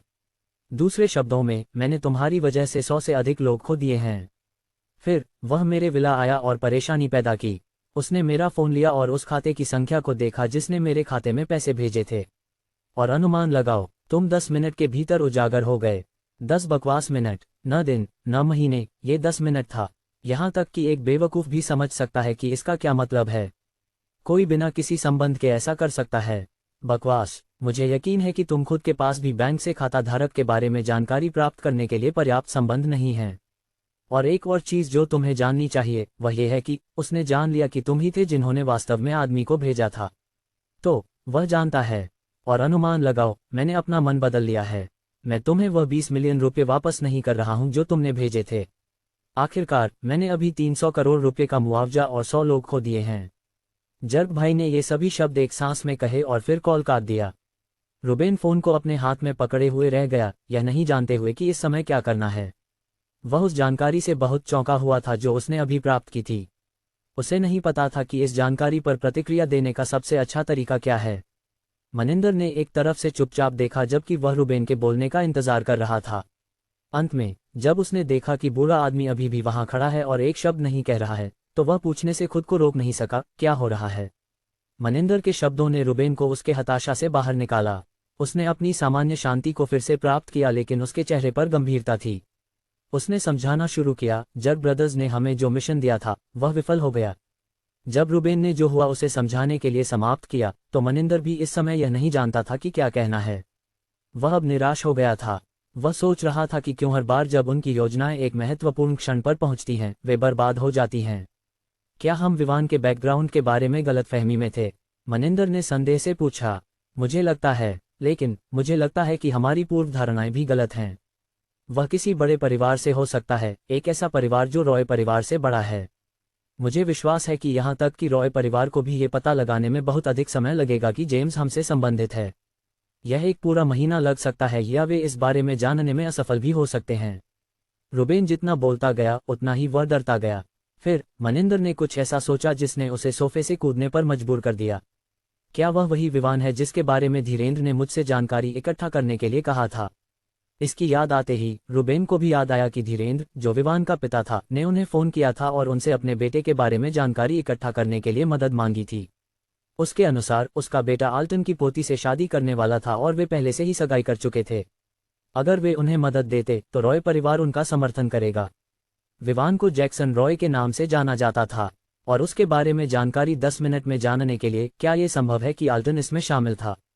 मुझे नहीं लगता कि मास्टर आल्टन इतनी कम समय में ऐसा कर सकते हैं। हालांकि वह मेहता परिवार के समान शक्तिशाली हैं, लेकिन उनका प्रभाव सोमेश्वर शहर में न्यूनतम है। मनिंदर ने सिर हिलाते हुए बुदबुदाया। तो क्या ये हो सकता है? रुबेन और कुछ कहने से पहले ही मनिंदर का फोन बज उठा। मनिंदर ने फोन उठाया और स्क्रीन पर देखा। उसकी अभिव्यक्ति बदल गई और वह गुस्से में आ गया। कॉल करने वाला उसका बेटा शंभू था, जिसने 5 साल तक बाहर रहने पर जोर दिया था। कॉल रिसीव करते हुए उसने गुस्से में पूछा, क्या हुआ? पिता, आप लोग क्या कर रहे हैं? क्या आप जानते हैं कि आप वास्तव में किसे उकसा रहे हैं? मैं आपको बताना चाहता हूं कि अगर आप विवान के साथ और अधिक योजनाएं बनाने की कोशिश करते हैं तो बेहतर होगा कि आप अभी ही उन्हें छोड़ दें। शंभू ने कहा। विवान उस बिल्डिंग के सामने पहुंचा जहां एमिनेंट ब्यूटी फैशन कंपनी थी जिसे सान्या ने अपने दोस्त के लिए शुरू किया था। उसने अपनी बेंटली कॉन्टिनेंटल जीटी पार्क की और सीधे ऑफिस की ओर बढ़ा। उसने पहले ही सान्या को सूचित कर दिया था कि वह यहां आएगा। नतीजतन उसने उसे बताया था कि उसे तीसरी मंजिल पर जाना है जहां उसका ऑफिस है। जिस तरह से उसने कहा, यह स्पष्ट था कि वह किसी चीज में व्यस्त थी। जब वह लिफ्ट की ओर बढ़ा, विवान ने यहाँ की सजावट को देखा। वह केवल ये कह सकता था कि यह वास्तव में वह जगह थी जहां फैशन का सबसे अधिक महत्व था। वह देख सकता था कि कई लोग अलग अलग कपड़े हाथ में लिए हुए एक जगह से दूसरी जगह जा रहे थे। वहां अन्य कपड़े भी थे जो एक ऐसे फैशन में थे जिसे उसने पहले कभी नहीं देखा था और जो प्रदर्शित किए गए थे। विवान हैरान था क्योंकि वह देख सकता था कि इस कंपनी का स्तर, हालांकि यह सिर्फ एक स्टार्टअप था, ये टारेन डिजाइनर्स की तुलना में पहले से ही बुरा नहीं था। कुछ समय तक अपनी आंखों को तृप्त करने के बाद वह लिफ्ट में चढ़ा और तीसरी मंजिल की ओर बढ़ा। जब लिफ्ट खुली तो उसे सान्या की सहायक या सचिव दामिनी से सामना हुआ। विवान को दोनों के बीच के रिश्ते के बारे में यकीन नहीं था। ओह मिस्टर विवान, आप यहाँ पहले ही आ गए, दामिनी ने कहा। वह उम्मीद कर रही थी कि विवान यहाँ आएगा, लेकिन उसने कभी नहीं सोचा था कि वह इतनी जल्दी यहाँ होगा। सान्या ने उसे बताया था कि विवान कुछ गुंडों से निपट रहा था जो उसके स्टोर्स के लिए परेशानी पैदा कर रहे थे। इतनी जल्दी यहाँ आना, क्या वह पहले ही उनसे निपट चुका था? हाँ मिस दामिनी, वैसे आप मुझे बस विवान कह सकती हैं, आखिरकार हम एक दूसरे को जानते हैं। विवान ने मुस्कुराते हुए कहा। ठीक है, सान्या अपने ऑफिस में है, गलियारे के अंत में। मुझे इस समय कुछ काम है, इसलिए मैं आपको वहां नहीं ले जा सकूंगी, दामिनी ने कहा, जबकि उसने विवान को देखा। विवान को समझ नहीं आया कि दामिनी उसे इस तरह क्यों देख रही थी, लेकिन उसने फिर भी उसका धन्यवाद किया और उस दिशा में बढ़ा जहां उसने इशारा किया था। दामिनी ने विवान की पीछे हटती हुई पीठ को अर्थपूर्ण तरीके से देखा। उसने सोचा, क्या कोई जो अभी अभी दूसरे से मिला हो इतनी आसानी से मदद की पेशकश करेगा? इन दोनों के बीच कुछ छिपा हुआ है।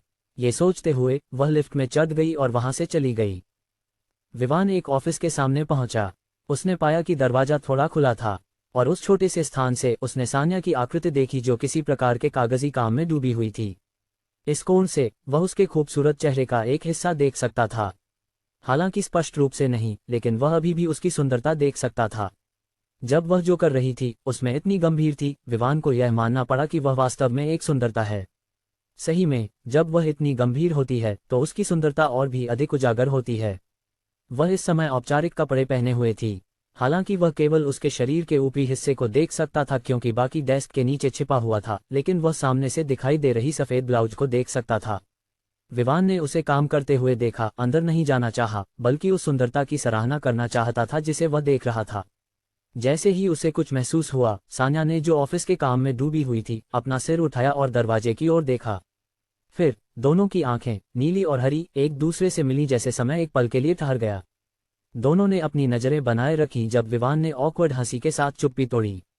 वह उस महिला को घूर रहा था और वह बस उसे ऐसा करते हुए देख रही थी। सुंदरता को देखना और उसकी सराहना करना अच्छा था, लेकिन घूरते हुए पकड़े जाना यह एक अलग मामला था। अपनी प्रतिक्रिया गति के साथ वह आसानी से अपनी नजरें हटा सकता था और ये दिखा सकता था कि वह बस आ रहा है, लेकिन उसने ऐसा नहीं किया और इसका कारण वह समझ नहीं पाया।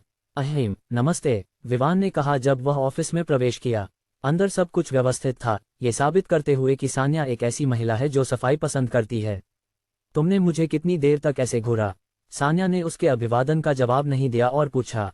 खैर, लगभग 10 मिनट, विवान ने ईमानदारी से जवाब दिया।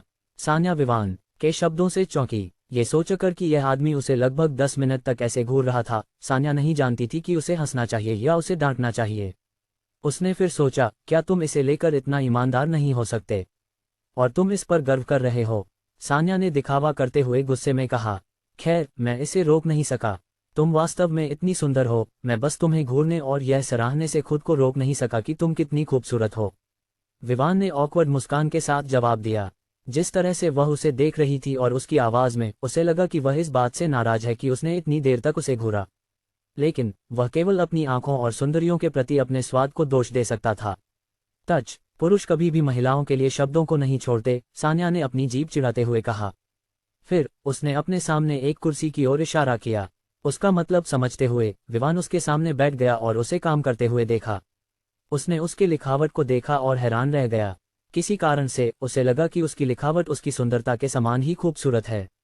लगभग 10 मिनट बाद सान्या ने दस्तावेज को एक तरफ रखा और विवान की ओर देखा। क्या तुमने गुंडों से निपट लिया है? विवान ने सिर हिलाया। वास्तव में मैंने उन्हें मेरे द्वारा अब तक हुए नुकसान का मुआवजा देने के लिए मजबूर किया है। ओह, तुम तेज हो। मुझे जिज्ञासा है, मुआवजा कितना था? सान्या ने अपनी भौहें थोड़ी उठाते हुए पूछा। उसके चेहरे पर जिज्ञासा स्पष्ट थी। 300 करोड़ रुपये और 100 लोग, विवान ने निश्चिंतता से जवाब दिया। सान्या की आंखें आश्चर्य से चौड़ी हो गईं। उसने अभी क्या सुना? 300 करोड़ रुपये? कौन इतना मुआवजा देने वाला था? क्या उन्होंने उसके स्टोर्स को तोड़ दिया या क्या? लेकिन जो स्टोर्स और ग्रोसरी वह बेच रहा था उनका मूल्य इतना बड़ा नहीं था, है ना? क्या तुम मजाक कर रहे हो? सान्या ने पूछा। बिल्कुल नहीं, मैं यहाँ सच कह रहा हूँ। ये बस उस नुकसान के लिए पर्याप्त मुआवजा है जो मैंने कल बिक्री की कमी के कारण सहा, और यह एक शनिवार को था। विवान ने सिर हिलाते हुए जवाब दिया। सान्या फिर से चुप रह गई। ये तो बस खराब बिक्री के लिए था। अगर स्टॉक लूट लिया गया होता या उसके स्टोर्स को नष्ट कर दिया गया होता, क्या वह मुआवजे के लिए कम से कम 1 अरब रुपये नहीं मांगता? सान्या नहीं जानती थी कि उसकी सोच कितनी सही थी। अगर वास्तव में स्टोर्स को नष्ट कर दिया गया होता या स्टॉक लूट लिया गया होता, तो विवान निश्चित रूप से उनसे कम 1 अरब रुपये का मुआवजा मांगता। कारण ये था कि एक बार स्टोर्स नष्ट हो जाने पर उसे नए स्टोर्स प्राप्त करने और उन्हें फिर से नवीनीकरण करने की आवश्यकता होती। और इसमें कुछ समय लगेगा, और नवीनीकरण के लिए जो समय खर्च किया जाएगा वह समय होगा जब उसे सैकड़ों मिलियन कमाने की उम्मीद थी। अगर तुम सच बताने में इच्छुक नहीं हो तो कोई बात नहीं, सान्या ने हाथ हिलाते हुए कहा, ये सोचते हुए कि विवान उसे सच बताने के लिए इच्छुक नहीं था। लेकिन वह थोड़ी उदास महसूस कर रही थी कि विवान ने उसे ऐसा कुछ बताने के लिए भरोसा नहीं किया। विवान, फिर वही हुआ। अगर वह सच बताता तो वे सोचते कि वह झूठ बोल रहा है। शायद उसे झूठ बोलना चाहिए था। यह एक निर्णय था जो उसने कई बार सच बोलने के प्रयास के बाद लिया था, केवल ये सुनने के लिए कि वह झूठा है। देखते हुए कि चुप्पी ऑफिस में हावी होने वाली थी, विवान ने कुछ सोचा और कहा, क्यों ना हम पहले लंच के लिए चलें? तुमने कुछ नहीं खाया है ना? सान्या ने उसे देखा और अपने दिल में नॉड किया। लगता है कि यह आदमी भी विचारशील है। ठीक है, चलो, इस बार मेरा खर्च, सान्या ने कहा और अपनी सीट से उठ गई। जब वह खड़ी हुई तो उसने अपनी कर्वी बॉडी दिखाई और विवान फिर से घूरने से खुद को रोक नहीं सका। वह क्या कर सकता था? आंखें देखना चाहती थीं और उनके पास दिल का समर्थन था। इसलिए मिस्टर दिमाग को भी उसकी सुंदरता का विश्लेषण करने के लिए मजबूर होना पड़ा, भले ही वह घूरने के विचार का विरोध कर रहा हो। तुम फिर से घूर रहे हो? क्या तुम थक नहीं गए? तुमने पहले लगभग 10 मिनट तक घूरा, सान्या ने मजाक में शिकायत की। लेकिन फिर भी वह खुश थी कि उसकी आकर्षण वहां था और वह विवान को पकड़ सकती थी। खैर, मैं तुम्हारे आधे हिस्से को घूर रहा था, लेकिन अब मैं तुम्हारे पूरे हिस्से को देख सकता हूँ। ये 2 अलग अलग चीजें हैं, पूरी तरह से अलग। विवान ने स्वाभाविक रूप से उस समय जो सोच रहा था उसका ईमानदार जवाब दिया। सान्या विवान के शब्दों से चौंकी, लेकिन उसने मुस्कान के साथ जवाब दिया और फिर एक दस्तावेज उठाया और उसके चेहरे पर फेंक दिया। घूरना बंद करो, चलो चलते हैं। मुझे भूख लगी है। विवान ने बिल्कुल भी बचाव नहीं किया। ये बस एक कागज का टुकड़ा था, इससे उसे क्या नुकसान हो सकता था? लेकिन अगर उसने बचाव किया तो वह निश्चित रूप से उसे देखने का आनंद लेना बंद कर देता। उसने बस अपना हाथ उठाया और कागज का टुकड़ा पकड़ लिया और उसे डेस्क पर रख दिया, जबकि वह अपनी आंखों को तृप्त करता रहा। विवान के इस कार्य को देखकर सान्या एक और मुस्कान नहीं रोक सकी और फिर एक फाइल उठाई। वह भी विवान के चेहरे पर फेंकने ही वाली थी जब दरवाजे से एक आवाज आई। क्या तुम दोनों अब फ्लर्टिंग करना बंद कर सकते हो? क्या तुम लोगों को एक दूसरे को जानने के लिए नहीं आना चाहिए? तुम लोग प्रेमियों की तरह क्यों व्यवहार कर रहे हो? दामिनी ने दोनों की ओर आंखें तिरछी करते हुए कहा। दामिनी के शब्दों ने सान्या को याद दिलाया कि वह कहाँ थी। वह शर्मिंदा हो गई और फाइल को डेस्क पर वापस रख दिया, जबकि दामिनी को घूरा। विवान ने परवाह नहीं की और न ही उसने दामिनी की धारणाओं के बारे में कोई स्पष्टीकरण दिया। उसने बस कहा, मैं यहाँ परिचय प्राप्त कर रहा हूँ, शायद मुझे उसे कुछ कपड़े खरीदने की जरूरत पड़ेगी, इसलिए उसके शरीर को जानना अच्छा है। विवान के शब्दों ने दोनों महिलाओं को एक पल के लिए शर्मिंदा कर दिया। वे फिर से विवान का आकलन करने से खुद को रोक नहीं सकीं। विवान, यह नहीं जानते हुए कि उसके शब्दों ने एक निश्चित गलतफहमी पैदा कर दी थी, ने कहा जब वह दरवाजे की ओर बढ़ा, तो चलो लंच के लिए चलते हैं। विवान, दामिनी और सान्या ऑफिस से एक साथ बाहर निकले और सीढ़ियों की ओर बढ़े। जब कर्मचारियों ने देखा कि विवान 2 सबसे खूबसूरत और कंपनी में सबसे उच्च पद वाली महिलाओं के साथ चल रहा है, तो वे हैरान रह गए और सोचने लगे कि उसका बैकग्राउंड क्या है। यहाँ सभी को पता था कि सान्या का बैकग्राउंड कुछ छोटा नहीं था। यहाँ के कर्मचारियों को यह निश्चित रूप से पता था। विवान, जो सान्या के करीब देखा गया था और उसके साथ इतनी सहजता से बातचीत कर रहा था, वह निश्चित रूप से किसी बड़े बैकग्राउंड से होगा, है ना? विवान और दोनों महिलाओं ने कर्मचारियों की नजरों और फुसफुसाहटों को नजरअंदाज करते हुए बिल्डिंग से बाहर निकल गए। वे कंपनी से ज्यादा दूर नहीं गए क्योंकि कंपनी के करीब एक छोटा सा रेस्टोरेंट था। वहां पहुंचने में केवल 20 मिनट का समय लगा। विवान ने पहले ही एक ऐसी जिंदगी जी ली थी जहां वह पैसे बचाने के लिए छोटे स्टॉल में खाना खाता था, इसलिए उसे यहां खाने में कोई समस्या नहीं थी। क्या तुम सुनिश्चित हो कि यहाँ का खाना ठीक है? दामिनी ने संदेह से पूछा। विवान ने मुस्कुराते हुए कहा, तुम्हें इन लोगों पर संदेह नहीं करना चाहिए। हालांकि वे छोटे व्यवसाय चलाते हैं, लेकिन इसका मतलब यह नहीं है कि वे गंदे हैं, बस उनके पास बड़े व्यवसाय शुरू करने के लिए पर्याप्त पूंजी नहीं है। इसलिए तुम्हें चिंता करने की जरूरत नहीं है। वे उच्च स्वच्छता बनाए रखते हैं। ये सिर्फ इतना है कि महंगे टेबल और सजावट की कमी के कारण ये साधारण दिखता है। विवान के शब्दों ने दोनों महिलाओं को सहमति में सिर हिलाने पर मजबूर कर दिया और वे बैठ गईं। सान्या ने विवान की ओर देखा और पूछा, क्या तुम ऐसा बोल रहे हो जैसे तुम पहले से ही इस तरह के स्टॉल में खाना खा चुके हो? हाँ, ज्यादातर समय जब मैं घर पर नहीं होता तो मैं निश्चित रूप से स्टॉल पर जाकर खाना खाता था। ये अच्छे होते हैं, भले ही ये महंगे न हों। विवान ने पुष्टि की। सान्या के विवान के प्रति विचार एक बार फिर बदल गए। जिस तरह से वह पैसे खर्च कर रहा था, उसने उसे एक फिजूल खर्ची करने वाला समझा था। लेकिन उसके साधारण कपड़े और जिस जगह वे लंच करने जा रहे थे और ये तथ्य कि विवान यहाँ आने के लिए अभ्यस्त था ने उसे यह सोचने पर मजबूर कर दिया कि वह ऐसा नहीं है। उन्होंने जल्द ही खाना ऑर्डर किया। खैर, यह विवान था जिसने ऐसा किया क्योंकि वह इन प्रकार के स्टॉल में बेचे जाने वाले खाने के मेन्यू को जानता था। दोनों महिलाओं ने एक अलग जीवन जिया था और नतीजतन यह उनका पहला अनुभव होने वाला था। उन्होंने साधारण फ्राइड राइस और कुछ टुकड़े पोर्क का ऑर्डर दिया। जब वे खत्म हुए तो खाने की कुल कीमत प्रति व्यक्ति केवल 700 रुपये थी। विवान ने अकेले 3 कटोरे खाए। कुल मिलाकर उनका बिल 3500 रुपये आया, जिसे सान्या ने चुकाया। विवान, जो तुमने कहा था वह सच है। खाना वास्तव में बहुत स्वादिष्ट था। मैं और अधिक खाना चाहती थी लेकिन मैं दूसरी कटोरी खत्म नहीं कर सकी, इसलिए मुझे उसे ऑर्डर करने की कोई जरूरत नहीं थी, वरना ये बर्बाद होगा। सान्या ने अंत में सिर हिलाते हुए कहा, विवान, तुम्हारी भूख बहुत बड़ी है। मुझे नहीं पता था कि तुम इतनी बड़ी भूख वाले हो। दमिनी ने सान्या के बगल में चलते हुए पूछा, तुम मेरे भूख के बारे में कैसे जान सकती हो जब हम पहले कभी साथ में नहीं खाए? लेकिन चिंता मत करो, शायद भविष्य में तुम मेरी भूख के स्तर को जान जाओगी। विवान ने कहा। वे बातचीत करते हुए कंपनी की ओर बढ़ते रहे। इसी बातचीत के दौरान दमिनी ने विवान के चरित्र को समझा। हालांकि वह 2 खूबसूरत महिलाओं के साथ चल रहा था, उसकी नज़र केवल सच्ची प्रशंसा से भरी हुई थी, न कि बिना छिपी हुई वासना से। इसके अलावा वह एक ईमानदार आदमी था, ज्यादा चालाक नहीं। ये जानने के लिए कि क्या यह उसका असली चरित्र है या सिर्फ एक फसाद, उसे और अधिक अवलोकन करने की आवश्यकता होगी। वे बस एक सड़क पार करने वाले थे जब विवान का चेहरा अचानक बदल गया। उसके होंठों के कोने पर एक ठंडी मुस्कान आई। फिर उसने दमिनी के कान में फुसफुसाया, तुम चिंता मत करो, हम शाम तक वापस आ जाएंगे। घबराने की कोई जरूरत नहीं है, मैं समस्या के मूल को सुझाने जा रहा हूँ। उसके शब्द केवल दमिनी ने सुने। क्या? दमिनी स्पष्ट रूप से विवान के शब्दों से भ्रमित थी। वह भी पूछने ही वाली थी कि वह क्या मतलब रखता है, जब अचानक एक वैन उनके पास रुकी। उससे पहले कि वह प्रतिक्रिया कर पाती, विवान ने उसे एक तरफ धकेल दिया क्योंकि कई भारी भरकम आदमी तेजी से वैन से बाहर निकले और सान्या और विवान को पकड़कर वैन में खींच लिया, और फिर वैन तेजी से वहां से निकल गई। दमिनी को चौंका और घबराया हुआ छोड़ दिया। उसने विवान द्वारा धकेल दिए जाने के बाद तुरंत अपने फोन को निकाला और पुलिस के लिए इमरजेंसी नंबर 123 डायल करने लगी। लेकिन वह इतनी नर्वस और घबराई हुई थी कि फोन उसके हाथ से गिर गया और स्क्रीन टूट गई। उसने जल्दी से उसे उठाया, केवल ये देखने के लिए कि स्क्रीन काली हो गई थी और उसमें दरारें थीं। वह हैरान रह गई और नीचे देखा, केवल ये देखने के लिए कि वास्तव में जमीन पर एक तेज किनारे वाला पत्थर था। और संयोग से या नहीं, फोन सीधे उस पर गिरा था और पत्थर ने वास्तव में फोन की स्क्रीन को नुकसान पहुंचाया था। उसने उसे टैप करने की कोशिश की, केवल ये जानने के लिए कि वह अब काम नहीं कर रहा था। इस पल में उसे डर लगने लगा कि उसने एक पल में विवान द्वारा कहे गए शब्दों को भूल गई। उसने खुद को लापरवाह होने के लिए दोषी ठहराना शुरू कर दिया। उसने पूरी तरह से अपने सस्ते फोन को बदलने की अनदेखी की थी क्योंकि वह व्यस्त थी। अगर उसके पास एक बेहतर फोन होता तो निश्चित रूप से वह जमीन पर गिरने पर नष्ट नहीं होता।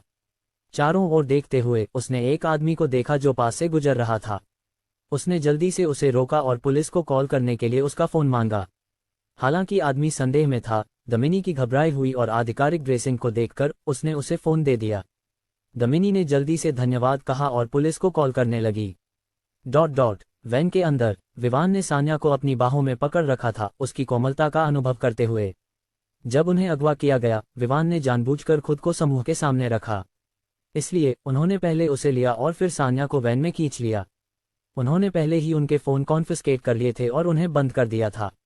हालांकि विवान को उम्मीद नहीं थी कि जो लोग एमिनेट ब्यूटी कंपनी के आसपास घूम रहे थे वे वास्तव में उसे अगवा करने की योजना बना रहे थे, लेकिन उसने जब वैन को उनके पास आते देखा तो वह सतर्क हो गया था। उसने पहले ही हामन को बता दिया था कि वह वापस आ चुका है, इसलिए वह अपने लोगों को वापस बुला सकता है। किसे पता था कि यह सब कुछ होने के तुरंत बाद होगा जब हामन ने हस्तक्षेप करना बंद कर दिया। जब वे वैन में चढ़े तो उसने सान्या को अपनी बाहों में खींच लिया और उसकी रक्षा की। चून की उसने अगवा होने की अनुमति दी थी, वह ये सुनिश्चित करने जा रहा था कि कोई भी उसे बुरी तरह से न छुए। सान्या इस समय डरी हुई थी। उसने कभी नहीं सोचा था कि इतनी छोटी सी शहर में कोई उसे अगवा करने की हिम्मत करेगा। लेकिन विवान की बाहों में महसूस करते हुए उसने खुद को शांत होते हुए पाया। हालांकि उसे यह थोड़ा अजीब लगा कि वह इस समय उसे गले लगा रहा था, लेकिन वह खुश थी कि वह इस स्थिति में भी उसकी रक्षा करने के लिए तैयार था। अंत में उसने केवल इस विचार पर गुलाबी रंग में रंगा कि वे एक दूसरे के इतने करीब हैं। हालांकि वे पहले भी नृत्य करते समय इतने करीब थे, ये वास्तव में एक अलग परिदृश्य था। चिंता मत करो, मैं इस समस्या को उसके मूल से सुलझा दूंगा। भरोसा रखो, कोई भी तुम्हें नुकसान नहीं पहुंचाएगा, विवान ने सान्या के कान में फुसफुसाया। विवान के शब्दों ने तुरंत सान्या के धड़कते दिल को शांत कर दिया। उसने अपनी बाहों से बाहर निकलने की कोशिश की, लेकिन विवान ने उसे ऐसा करने नहीं दिया। इसका कारण ये था कि वह उस अनुभव का आनंद ले रहा था। अरे, वह उसे अगवा करने वालों से बचाने के लिए उसकी रक्षा करना चाहता था। जब उसने देखा कि विवान उसे छोड़ने का कोई इरादा नहीं रखता, तो सान्या केवल उसकी बाहों में बनी रही, उसकी सुरक्षा का आनंद लेते हुए। उसे यकीन था कि अगर इस समय उसे गले लगाने वाला कोई और होता, तो वह निश्चित रूप से दूरी बनाए रखती। विवान के लिए ये स्वाभाविक था, उसे ऐसा महसूस हुआ कि वह उसकी बाहों में समाहित है। कुल मिलाकर 6 अगवा करने वाले और एक ड्राइवर थे। विवान और सान्या के साथ कुल 8 लोग थे। जब उन्होंने देखा कि दोनों बिना किसी परेशानी या मदद के लिए चिल्लाए बैठे हैं, तो अगवा करने वालों को खुशी हुई। उन्हें निर्देशित किया गया था कि वे किसी भी तरह से महिला को नुकसान न पहुंचाएं। और ये देखकर कि वह परेशान नहीं थी और इसके बजाय सहयोगी थी, वे संतुष्ट थे। लेकिन वे निश्चित रूप से विवान को अपनी बाहों में एक खूबसूरत महिला के साथ देखकर खुश नहीं थे। इसलिए उन्होंने उसे उकसाने की कोशिश की, ये देखने के लिए कि क्या वह परेशानी पैदा करेगा ताकि वे कम से कम उसे पीट सकें। देखो उस लड़के को, वह कितना काया है। सही है, वह अगवा हो गया है, लेकिन वह लड़ाई करने की कोशिश भी नहीं कर रहा। क्या बेकार का हैंडसम चेहरा है। सामने वाली खूबसूरत लड़की के सामने भी कुछ नहीं कर रहा। तुम क्या बकवास कर रहे हो। जब वह एक खूबसूरत लड़की को गले लगा सकता है, तो उसके बहादुरी से अभिनय करने का क्या फायदा। तुम केवल साइड से देख सकते हो। अगवा करने वाले, उनके पास वास्तव में कुछ कहने के लिए नहीं था। हालांकि वे पलटवार करना चाहते थे, उन्हें यह महसूस हुआ कि उनके पास कहने के लिए कुछ नहीं था, क्योंकि यह सच था। लेकिन वे उन दोनों को परेशानी में डालने की हिम्मत नहीं कर सकते थे जो परेशानी नहीं पैदा कर रहे थे। वे बस पहले मिशन को पूरा कर सकते थे। विवान दूसरी ओर केवल मुस्कुरा रहा था और सोच रहा था, अगवा होना ज्यादा सही है, जैसे एक बाघ को भीड़ के बाड़े में लाना। वैन में चुप्पी छा गई, जैसे कि यह शहर के बाहरी इलाके की ओर बढ़ रही थी। वे एक बहुत परिचित गोदाम के सामने पहुंचे। विवान को स्पष्ट रूप से याद था कि कुछ समय पहले वह यहां आया था और यहां 100 आदमी होने वाले थे, लेकिन देखने से ऐसा लग रहा था कि वे पहले ही चले गए हैं। और उसे यह सोचकर अच्छा लगा कि उसे कोई कॉल नहीं आई कि वे मुसीबत में हैं। विवान मान लेना चाहता था कि जर्ग ब्रदर ने उन्हें कोई समस्या नहीं दी। अब एक बात जो उसे सोचने पर मजबूर कर रही थी, वह ये थी कि उन्हें इस गोदाम में लाया गया था। क्या ये जर्ग ब्रदर्स गैंग ही था जो सान्या के अपहरण में शामिल था? अगर ऐसा था, तो विवान को निश्चित रूप से जर्ग ब्रदर से निपटना होगा। आखिरकार ये ज्यादा समय नहीं हुआ था जब उसने दूसरे आदमी को पीटा था, लेकिन अब वह दूसरों का अपहरण कर रहा था। जब वे गोदाम के सामने पहुंचे तो वैन रुक गई और कुछ समय बाद अपहरणकर्ताओं ने एक एक करके बाहर निकला और दरवाजे के पास खड़े हो गए ताकि विवान और सान्या वैन से बाहर आ सकें। विवान ने सान्या को अपनी बाहों में पकड़ा और वैन से बाहर निकला। उसके चेहरे पर कोई डर नहीं था और ऐसा लग रहा था जैसे वह यहाँ छुट्टी पर आया हो। ऐसे पल में सान्या को डरना चाहिए था कि उसका अपहरण हो गया है और यहाँ कई आदमी हैं जिनके शरीर पर टैटू हैं और वे भारी हथियार पकड़े हुए हैं। लेकिन जब उसने विवान के हाथों को अपने चारों ओर महसूस किया तो उसे किसी भी खतरे का कोई संकेत नहीं मिला। वास्तव में उसने उसकी बाहों में बेहद सुरक्षित महसूस किया। जब विवान ने गोदाम को देखा, जिसमें पहले की तुलना में कुछ गैंगस्टर थे, तो उसने सिर हिलाया और सोचा कि उसके लिए चीजें निपटाना आसान होगा। ये देखकर कि दोनों से कोई प्रतिरोध नहीं था, गैंगस्टर बोर हो गए। उन्हें उन लोगों के चेहरे पर डरावनी अभिव्यक्ति देखना पसंद था जिनका उन्होंने अपहरण किया था। वे कमजोरों को परेशान करने का आनंद लेते थे और मजबूत से डरते थे। और अब ये देखकर कि उन्होंने जो लोग पकड़े थे उनके आंखों में कोई डर नहीं था, वे स्पष्ट रूप से खुश नहीं थे। लेकिन फिर भी उन्हें बताया गया था कि उन्हें उस महिला के साथ बुरा व्यवहार नहीं करना है। और चूंकि वह इस समय विवान की बाहों में थी, वे डरते थे कि अगर उन्होंने विवान को चिढ़ाने की कोशिश की तो निश्चित रूप से महिला प्रतिरोध शुरू कर देगी। दोनों को गोदाम के अंदर ले जाया गया और उन्हें एक कोने में ले जाया गया जहां कुछ सोफे रखे हुए थे। विवान ने अनुमान लगाया कि यहाँ कुछ गैंगस्टर रहते थे और वे ही थे जिन्होंने फर्नीचर यहाँ रखा था। विवान को आश्चर्य हुआ कि उन्हें जो उपचार मिल रहा था वह इतना बुरा नहीं था। वास्तव में उन्हें केवल घूमने से रोका गया था, उन्हें परेशान करने का काम अभी तक नहीं हुआ था। इसलिए विवान के दिल में जलती हुई गुस्सा की तीव्रता कम हो गई, लेकिन यह समाप्त नहीं हुई। वे उसे क्यों अपहरण कर रहे थे? उन्होंने उसकी स्वतंत्रता को सीमित करने और उसे ऐसे स्थान पर रखने की हिम्मत कैसे की? इसके अलावा कई लोग उसे ऐसे लोलुप नजरों से देख रहे थे। विवान को स्पष्ट रूप से उन्हें सजा देनी थी, लेकिन विवान की मुख्य बात यह थी कि वह इस सब के पीछे के मास्टरमाइंड को पकड़ना चाहता था। एक सीट पर बैठने के बाद विवान ने अभी भी सान्या को नहीं छोड़ा। उसने ये देखने का फैसला किया कि यहाँ कौन जिम्मेदार है। उसे यकीन नहीं था कि गोदाम को कई गैंग साझा कर रहे हैं या ये केवल जग ब्रदर्स गैंग है जो इसे कब्जा किए हुए है। लगभग 30 मिनट बाद विवान ने अपने पीछे से कदमों की आवाज सुनी, लेकिन उसने अपना सिर नहीं मोड़ा और सान्या को देखते रहा जो इस समय उसके सीने पर झुकी हुई थी। ऐसे हालात में भी वह सान्या को देखने से खुद को रोक नहीं सका, और जब उसने देखा कि उसकी नज़रें उस पर हैं तो सान्या शर्मा गई। लेकिन ये सोचते हुए कि वे जहाँ हैं, उसने एक शब्द नहीं कहा और उसे अपनी सुंदरता का आनंद लेने दिया। जल्द ही कदमों का मालिक दोनों के सामने आया। विवान को महसूस हुआ कि उसके पीछे 2 कदम रुक गए हैं, लेकिन फिर भी उसने इसकी परवाह नहीं की। विवान के सामने खड़े व्यक्ति को उसका चेहरा नहीं दिख रहा था क्योंकि इस समय विवान का सिर झुका हुआ था। वह अपनी बाहों में मौजूद सुंदरता का आनंद ले रहा था। तुम्हें अपहरण किए जाने वाले किसी व्यक्ति के लिए नर्वस नहीं लगते? आदमी ने कहा जबकि वह दोनों को देख रहा था। परिचित आवाज सुनकर विवान की भौहें चढ़ गईं। फिर उसने कुछ व्यंग्य के साथ कहा, हम फिर से इतनी भव्यता में मिलते हैं। जब उसने ये शब्द सुने तो विवान के सामने खड़े व्यक्ति का चेहरा बदल गया और उसके चेहरे पर आतंक दिखाई दिया। वह अकेला नहीं था, बल्कि जो 2 लोग सोफे के पीछे खड़े थे उनके चेहरे पर भी बदलाव आया। क्या तुम यहाँ कर रहे हो? आदमी ने हकलाते हुए कहा। वह विश्वास नहीं कर पा रहा था कि वह खुश था कि उसने विवान को भेज दिया, केवल ये देखने के लिए कि वह फिर से यहाँ आ गया है। और देखने से ऐसा लग रहा था कि वह और भी बड़ी मुसीबत में है। विवान ने अपना सिर उठाया और जर्क ब्रदर को देखा, जिसका चेहरा इस समय लाल था। वह आदमी अभी भी ठीक नहीं हुआ था और उसके चेहरे पर चोटें थीं, लेकिन ऐसा लग रहा था कि इस आदमी ने सूजन कम करने के लिए अच्छी मात्रा में पैसे खर्च किए थे। जहां तक गायब दांतों का सवाल था, विवान को इस बात में कोई दिलचस्पी नहीं थी कि जर्क ब्रदर बिना कुछ दांतों के सामान्य रूप से कैसे बात कर रहा था। विवान को ठंडी नजरों से देखते हुए जर्क ब्रदर पसीने में तर था। वह अकेला नहीं था, बल्कि उसके साथ आए 2 लोग, बड़े 2 और 3, भी बहुत डरे हुए थे। विवान के जाने के बाद जर्क ब्रदर ने उन्हें बताया था कि विवान का बैकग्राउंड निश्चित रूप से ऐसा था कि वे उसके साथ छेड़छाड़ नहीं कर सकते। इसलिए उन्होंने निर्णय लिया कि वे विवान के रास्ते में नहीं आएंगे, और अगर वे संयोग से मिले तो वे उससे दूर भाग जाएंगे। लेकिन उनके पिछले मिलन के कुछ घंटों के भीतर वे फिर से विवान से मिल गए, और बुरी बात यह थी कि वे ही थे जिन्होंने उसे यहाँ लाया था। सोचने की कोई जरूरत नहीं थी, वे पहले से ही बता सकते थे कि विवान और उनके लक्ष्य के बीच गहरा संबंध था। इसलिए उन्होंने विवान की लड़की को लक्ष्य बनाते ही उसे पकड़ने का फैसला किया। क्या वह नहीं सोचता कि वे उसे पीटने के लिए प्रतिशोध ले रहे हैं? अन्य गैंगस्टर इस बात से हैरान थे कि उनके 3 नेता विवान के सामने कैसे व्यवहार कर रहे थे।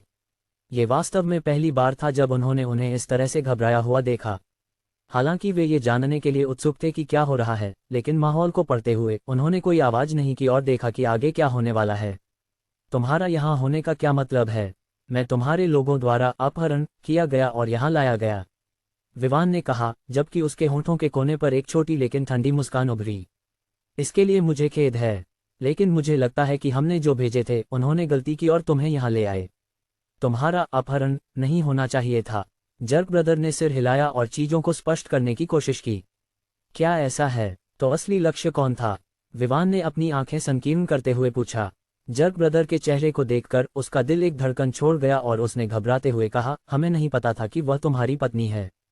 अगर हम जानते तो हम उस पर हमला करने की हिम्मत नहीं करते, भले ही हमें नवजात बकरी की हिम्मत दी जाती। उसने पहले ही दोनों को युगल के रूप में चिन्हित कर दिया था। विवान ने इसे स्पष्ट नहीं किया, और हालांकि सान्या इस पर हैरान थी, उसने इस पर चुप रहना ही बेहतर समझा, ये सोचते हुए कि अगर विवान इसे स्पष्ट नहीं करना चाहता तो वह अपनी असली स्थिति को समझाने के लिए एक शब्द नहीं कहेगी।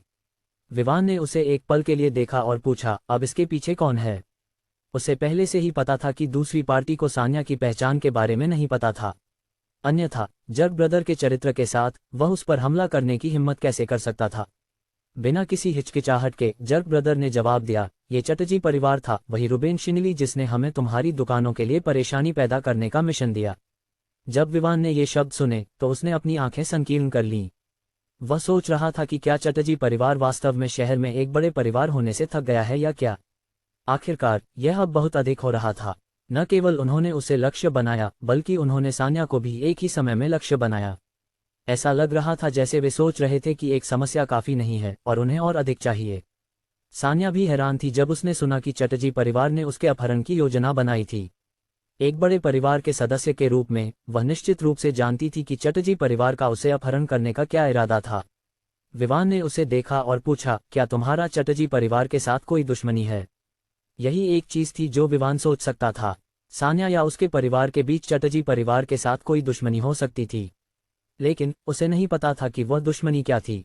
बिल्कुल नहीं। अगर हमारे पास उनके खिलाफ कोई दुश्मनी होती तो वे अब तक सोमेश्वर शहर के शीर्ष पर नहीं होते। हालांकि मेरा परिवार राजधानी में है, जब तक वे चटर्जी जैसे छोटे परिवार को नष्ट करने के लिए गंभीर हैं, वे निश्चित रूप से 1 महीने के भीतर उनसे निपटने में कोई समस्या नहीं होगी। सान्या ने सिर हिलाते हुए अपनी शंकाओं को स्पष्ट किया। जब जर्ग ब्रदर और अन्य गुंडों ने सान्या के शब्द सुने तो वे तुरंत डर गए। उनके लिए चटर्जी परिवार एक बड़ा स्तंभ था जिसे वे केवल नीचे से देख सकते थे। लेकिन इस लड़की का परिवार वास्तव में चटर्जी परिवार को 1 महीने के भीतर नष्ट कर सकता है, और यह राजधानी में है। इस विचार से उन्हें सिहरन महसूस हुई, ये सोचते हुए कि उन्होंने अभी एक बड़े व्यक्ति का अपहरण किया है। अगर चटर्जी परिवार हमले को सहन नहीं कर सका तो उनकी गैंग कैसे बच सकती थी? जर्ग ब्रदर का चेहरा इस समय बहुत भयानक था। उसने अपने आप से सोचा, अच्छा, बस अच्छा, उत्कृष्ट चटर्जी परिवार, तुमने मेरी गैंग को नष्ट करने के लिए 2 योजनाएं तैयार की हैं। अगर मैं इस आपदा से बच गया तो मैं निश्चित रूप से सुनिश्चित करूंगा कि तुम इसका भुगतान करो, भले ही इससे मेरी जान चली जाए। उसने अपने आप से कसम खाए। विवान ने हैरान जर्ग ब्रदर को देखा और इनक्रेजुलसली पूछा, क्या तुम्हें शुरुआत से ही अपने लक्ष्य के बारे में नहीं बताया गया था? जर्ग ब्रदर ने सिर हिलाते हुए जवाब दिया, उन्हें हमें लक्ष्य की पहचान की परवाह न करने के लिए कहा था। जब तक हम मिशन को बिना किसी नुकसान पहुंचाए पूरा करते हैं तब तक चिंता करने की कोई बात नहीं है।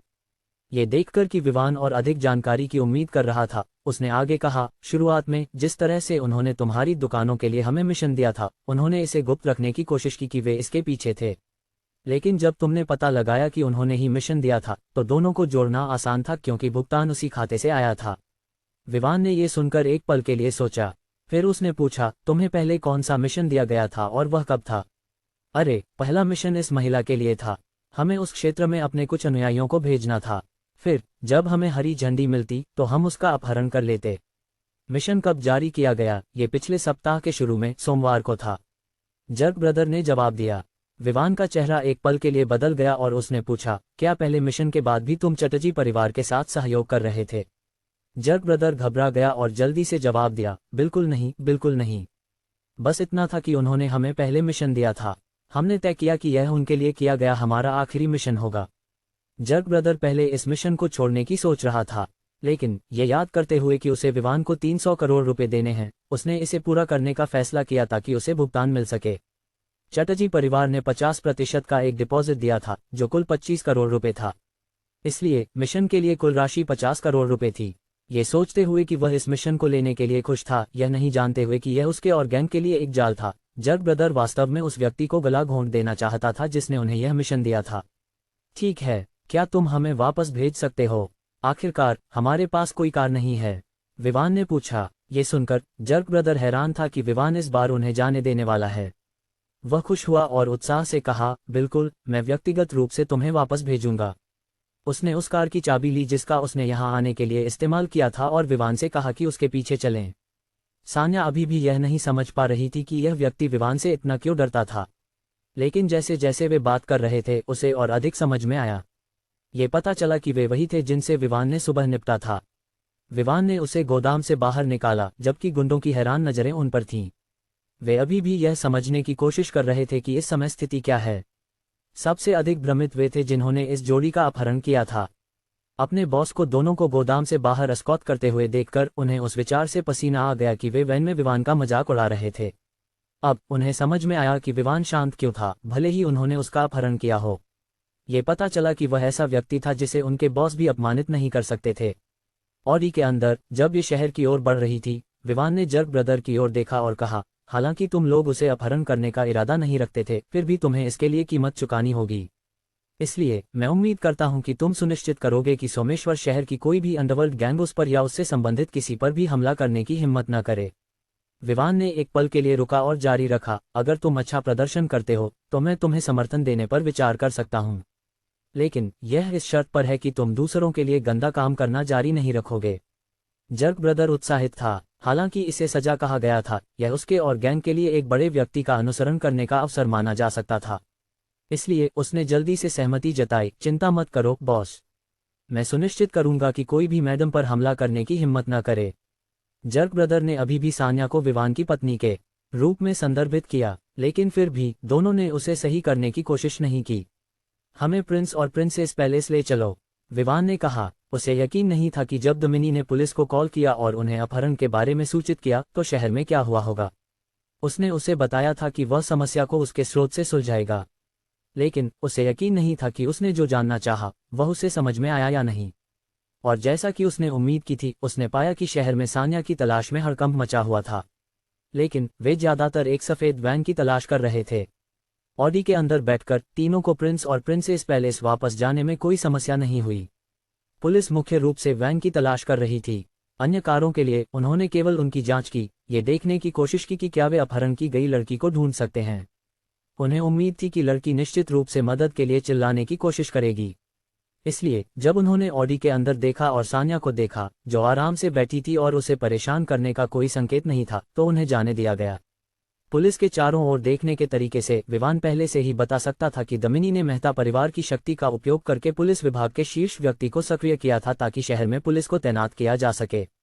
लेकिन विवान ने एक बात पर ध्यान दिया, वह ये था कि हालांकि पुलिस सान्या की तलाश कर रही थी, उनके पास उसकी कोई छवि नहीं थी। दूसरे शब्दों में, वे अंधेरे में खोज रहे थे। ये देखते हुए कि किसने सान्या के अपहरण का मिशन दिया था, विवान पहले से ही बता सकता था कि पुलिस पहले से ही चटर्जी परिवार की जेब में थी। इसलिए खोज केवल एक दिखावा थी। चाहे पुलिस के निचले स्तर पर कितनी भी समर्पित हो, जब तक उच्च अधिकारी उन्हें सान्या की छवि नहीं देते, वे केवल अंधेरे में खोजते रहेंगे। हरियाली से भरे शानदार वातावरण को देखकर सान्या हैरान थी।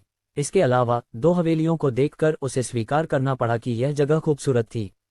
हालांकि उसने राजधानी में इस तरह की हवेलियों को देखा था जिनमें से कुछ और भी बड़ी और बेहतर थी, इस शहर में इसे अच्छी तरह से डिजाइन की गई हवेली कहा जा सकता था, वास्तव में 2 हवेलियों का जोड़ा। यहाँ तक कि जर्क ब्रदर भी हैरान था कि विवान यहाँ रहता था। उसके प्रति विवान का सम्मान फिर से बढ़ गया। दोनों को पैलेस के प्रवेश द्वार पर छोड़ने के बाद जर्क ब्रदर तुरंत वहां से चला गया। उसे अभी भी चटर्जी परिवार के साथ समस्या का सामना करना था। रास्ते में उसने अपना फोन निकाला और कॉल की। हेलो जर्क ब्रदर, रुबेन की आवाज जर्क ब्रदर के कानों में पहुंची। आवाज से वह बता सकता था कि दूसरी पार्टी उत्साहित थी। क्या वह उत्साहित है कि उसने मेरी गैंग को नष्ट कर दिया? हे, ऐसा नहीं होने वाला। हेलो, तुम्हारा सिर रुबेन शिनिली। तुमने हमें इतना जोखिम भरा मिशन देने की हिम्मत कैसे की? तुमने हमें ऐसा मिशन दिया जो पूरी तरह से गैंग के लिए मौत का कारण बन सकता था। जर्क ब्रदर ने रुबेन को गालियां देना शुरू कर दिया। ... प्रिंस और प्रिंसेस पैलेस में सान्या चारों ओर देख रही थी और भी हैरान थी। उसने उन कारों को देखा जिन पर कई लोगों लगे हुए थे और सिर हिलाया। यह आदमी वास्तव में इतनी सारी गाड़ियां खरीदता है। लेकिन ये जानकर कि वह दूरदर्शी व्यक्ति है, उसने उसके द्वारा इतनी सारी गाड़ियों पर खर्च करने के बारे में कुछ नहीं कहा। हवेली में प्रवेश करने के बाद विवान ने उसे एक कमरा चुनने के लिए कहा। वह विवान के साथ यहाँ रहने के लिए रिलक्टेंट थी क्योंकि उसे लगा कि वह उसका फायदा उठा रही है। तुम्हें इसके बारे में ज्यादा नहीं सोचना चाहिए। तुम यहाँ तब तक रह सकती हो जब तक तुम सोमेश्वर शहर छोड़ने वाली हो। तुम दमिनी को भी बुला सकती हो। विवान ने सिर हिलाया। उसने सोचा कि जितना वह उसके करीब होगी उतना ही वह सुरक्षित रहेगी, और इसी कारण से वह चाहता था कि वह यहाँ रहे। अगर तुम यहाँ असहज महसूस करती हो तो तुम दूसरी हवेली में रह सकती हो। वह लड़कियों के लिए अधिक उपयुक्त है, विवान ने कहा। तब जाकर सान्या ने सहमति जताई।